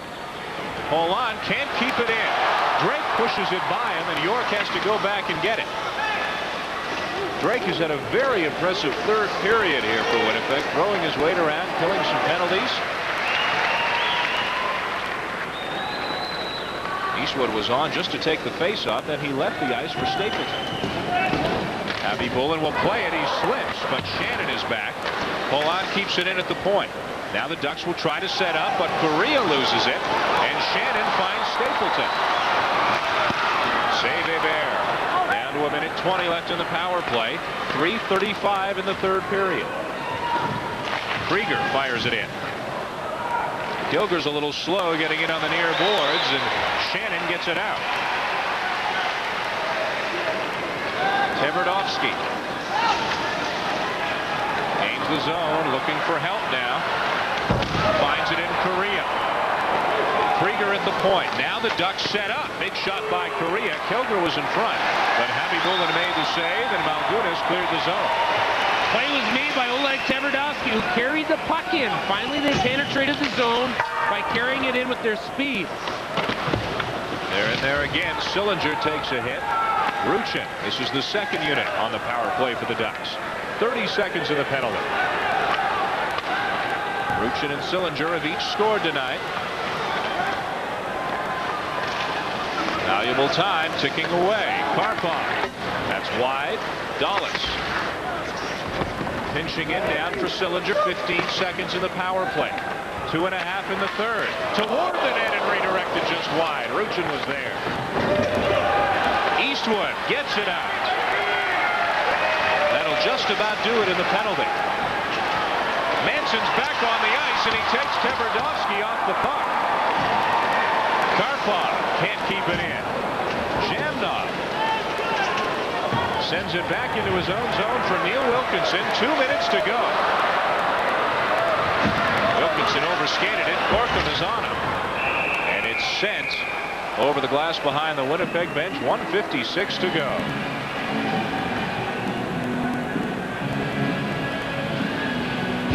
On the right is General Motors Place in Vancouver, where Pavel Bure and the Vancouver Canucks will make their regular season debut in their new building. It's the second half of our NHL Tonight doubleheader coming up after the Anaheim-Winnipeg game here on TSN. And we've got a good one here, Gord. Paul Correa on the bench with 1:56 to go. The Ducks down a goal. You can be sure the Correa line will be the next one out. For the meantime, it's Bob Corkum, Joe Sacco, and Gary Volk. That Special K line, Chad Kilger's had a tough time on the power play, Dan, winning faceoffs. That was a key to that last great penalty kill by the Jets. Kilger is having a tough time. Hey, it's his first year in the league. He's 18 years old. You got to give him some time to mature in that area. But he really struggles on the faceoff. And when you lose a faceoff to a defensive team that's killing a penalty, they put it down the ice. Manson's taken a couple of bad penalties, I'm sure, in the eyes of Terry Simpson tonight, but he's back out there again with the #1 line. Are you surprised the Jamnov line is out there with the Jets trying to protect the lead? Well, I guess that shows you that the Jets are not trying to protect the lead. They're going to go get another one. Jamnov's pretty responsible centerman. He plays the game very well positionally. Solani and Korolev out there as well. Joe Sacco behind the net. At the side of the net, Habibulin gives a shot to Volk. And then Korolev leveled Volk after the play. Volk's furious. As he took a swat at the puck, it was under Habibulin's glove. And now there will be penalties for sure. And boy, oh boy, if the Jets up a goal, take an extra minor in this situation. Well, Dave Manson was involved in that one too. Gary Volk and Manson have had something going all game. Volk took an extra stab at Habibulin. And that's what started the whole thing. You can see Volk having some words there with a number of the players. Jamnov was one of them. Habibulin's got his hand on the puck, and Volk's trying to bang it in. He takes a stab at it right here. Watch Habibulin. He's got it. Volk takes a little push. Habibulin gives him the stick, and that's what begins the whole thing. Korolev begins it. Volk's in, and your friend, Mr. David Karpa, was right in the middle of that too. All right, now Korolev and Volk in their respective penalty boxes. And 2 minutes aside up on the clock. So it looks like Stephen Walcom has dished this out evenly, as now with 1:38 left, Ron Wilson tries to plan some strategy. And Wilson gets a chance now to put on his 2 speed guys. He can get Paul Correa out in the ice, and I'm sure he will in the next little bit. Normally try to get his speed guys out, maybe well, certainly Oleg Tverdovsky's on the ice. He's one of his speed guys. He's going to go with Sillinger and Juris, and at one point he's got to get Paul Correa and another speed forward out on the ice, 4-on-4. Sillinger, Duras, Tverdovsky, and Dallas for Anaheim. Eastwood, Darren Shannon, Manson, and Newmanen for the Jets. A minute 35 now left in the third. Winnipeg up a goal. Entertaining game at the arena. Break for Duras, but he had to move the pass onto his forehand. He still had enough composure to get it to Sillinger, who got a good chance away. Back to the point for Dallas. Waits for some traffic in front. Bullen with the save. Now get a 28-point winter inspection, oil, lube, and filter, tire rotation, and a 4-liter jug of washer fluid, all for just $24.99, only at Canadian Tire. Abby Bullen has made some big saves in traffic tonight for Winnipeg, and Guy Hebert, Ryan, has gone to the Anaheim bench as the Ducks put on the extra forward. Well, I like that move by Ron Wilson. You've got a face-off deep in Winnipeg's end. Take advantage of it. He's got Ruchin out to take the face-off and play your 5-on-5, play your 5-on-4. Guess who's on the ice? Paul Correa. Ruchin, Correa, and Krieger, the forward line for the Ducks. Again, Eastwood, as he has been most of this period, out to take the big face-offs and to win them, but this time the Jets can't clear it. Bouncing puck over top of the net. Correa setting up. The Ducks with the extra skater, 5-on-4 as Hebert's gone to the bench. Krieger and Correa playing give and go. Ruchin in front of the net, battling with Manson. The Ducks have yet to get a shot. Into the final minute of the period, 4-3 Winnipeg. Pull on. The puck is loose. Krieger falls on it. Manson pushes him to the boards, and it is underneath Krieger for a stoppage in play. Well, good save by Javi Bullen again. Nikolai Javi Bullen with a good save. The other night against Dallas, Javi Bullen came up very big in the third period. Manson's doing a good job in front of the net clearing traffic. I don't think they're going to call it on him again. And he's moving guys out. Krieger gets a whack at the rebound, but gets knocked down by Manson. Smart play. John Paddock looking on from high above the arena here in Winnipeg. Terry Simpson down behind the bench. The Jets trying to protect a 1-goal lead. The Jets are fortunate the puck ended up underneath Krieger at that point because it brings the face-off out.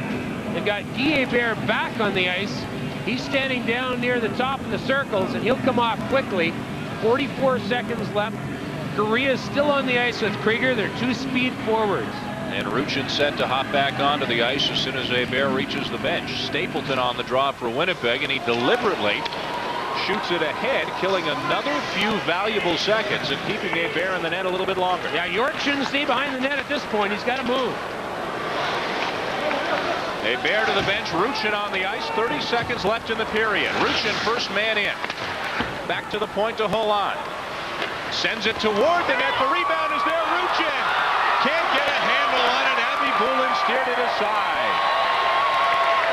Krieger, sharp angle shot, save Abby Bullen. 10 seconds to go. The puck will come out. Stapleton.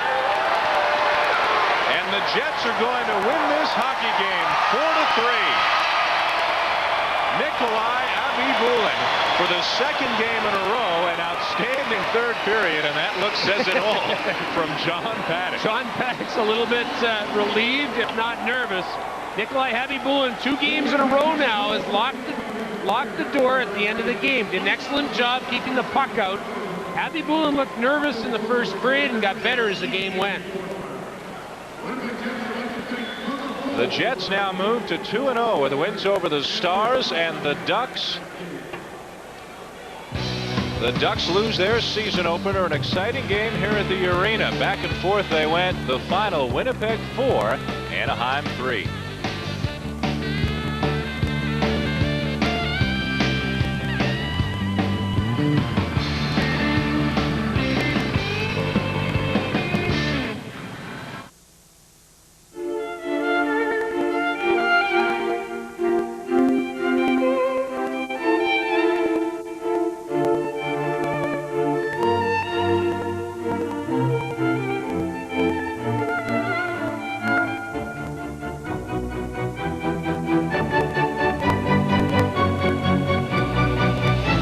the diamond engagement ring.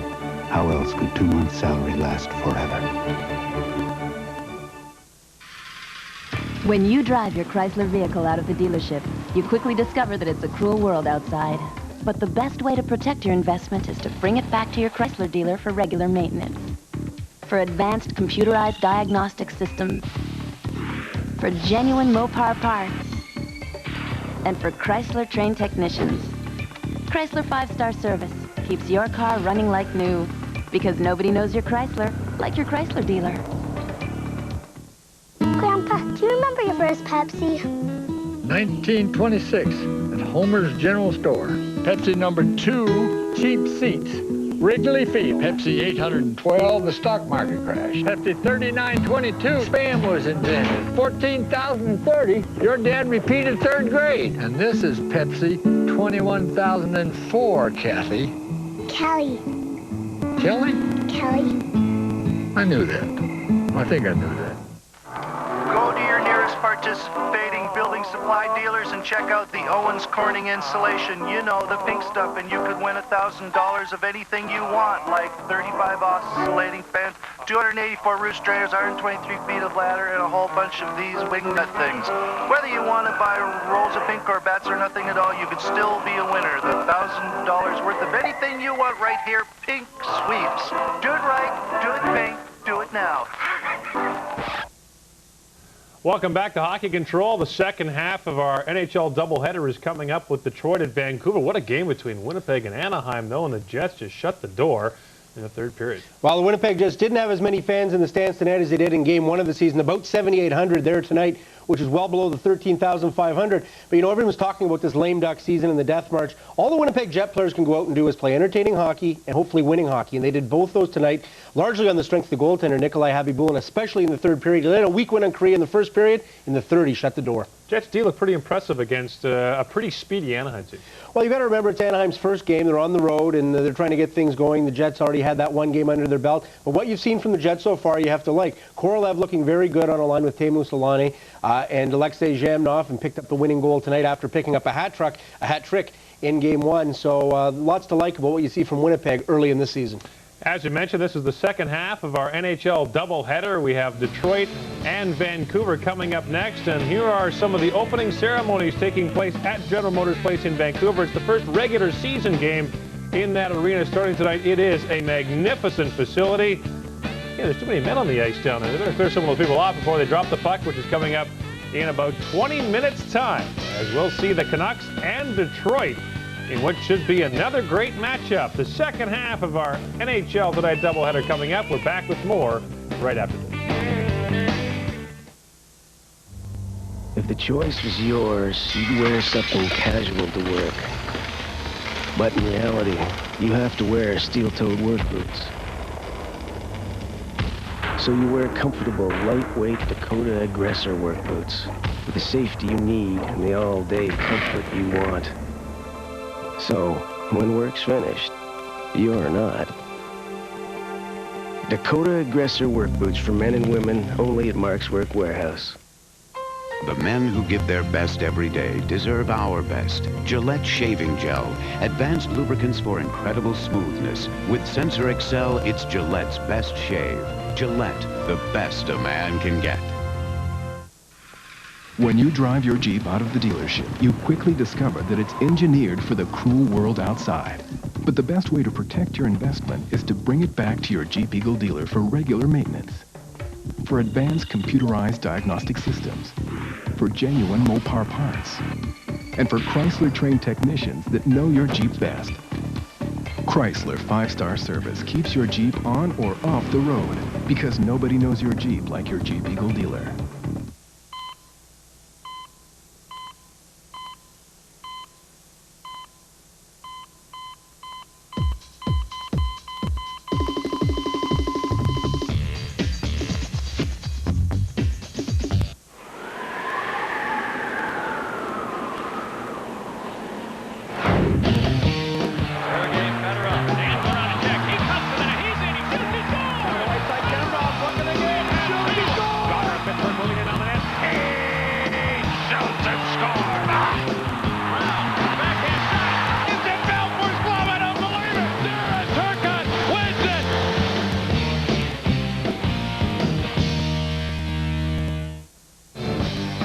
are tonight's Molson 3 stars in the Winnipeg win over Anaheim. Star number 3 with a goal, Darren Turcotte of the Winnipeg Jets.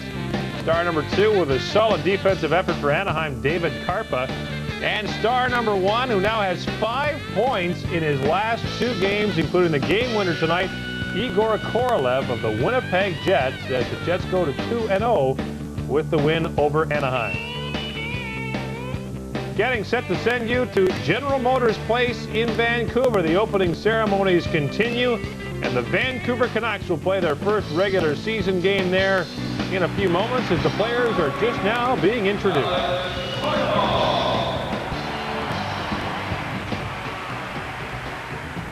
Number 9, Russ Courtnall.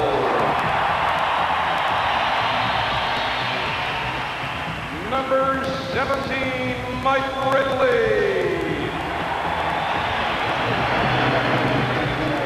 Number 19, Tim Hunter.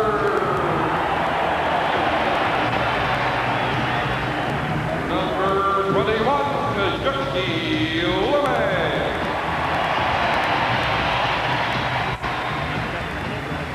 Number 22, Jeff Brown.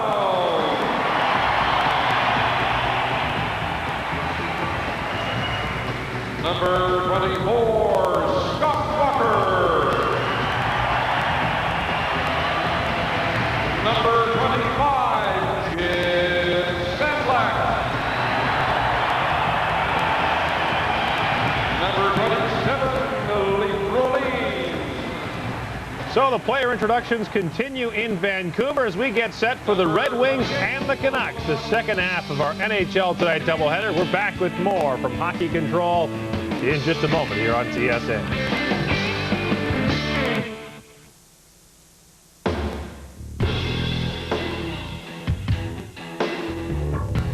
Freedom.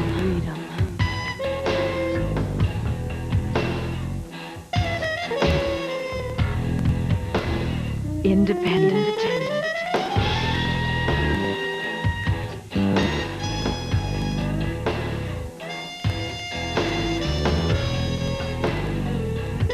What it is, it is.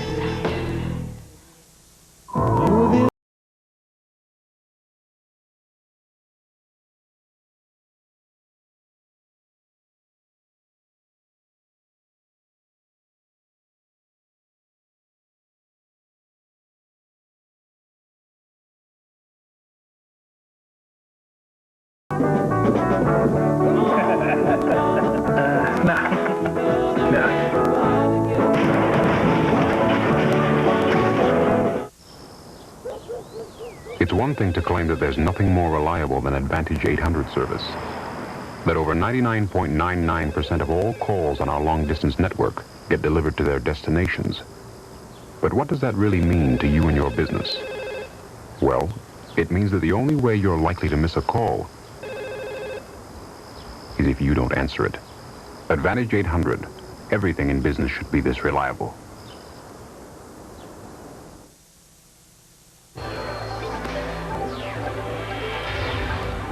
Now it's time for the TSN Turning Point, brought to you by Apple Auto Glass. Timo Solani, watch him here. He'll get the puck and behind the net, and that's what begins the play. Great pass there.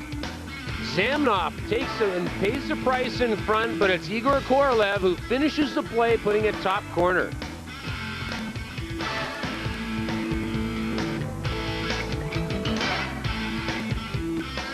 A cash donation will be made to the Coaching Association of Canada for the training and development of coaches in amateur sport on behalf of TSN and Apple Auto Glass, the pick of the crop from coast to coast. The final, the Jets 4 and the Ducks 3. Winnipeg has won both their games so far this season. Now back to Gordon Bob at the NHL Tonight. Thanks very much, Dan. Pretty good hockey game there. In fact, a pretty good day of action in the National Hockey League. Let's get you caught up on what's happened and what's happening in the National Hockey League on this holiday Monday here in Canada and Columbus Day down in the United States. Earlier today at the Fleet Center in Boston, it was the Bruins home to the Buffalo Sabres, and it was the Bruins over the Sabres after a couple of giveaways. Adam Oates had 3 points, and Boston won it by a score of 5-3.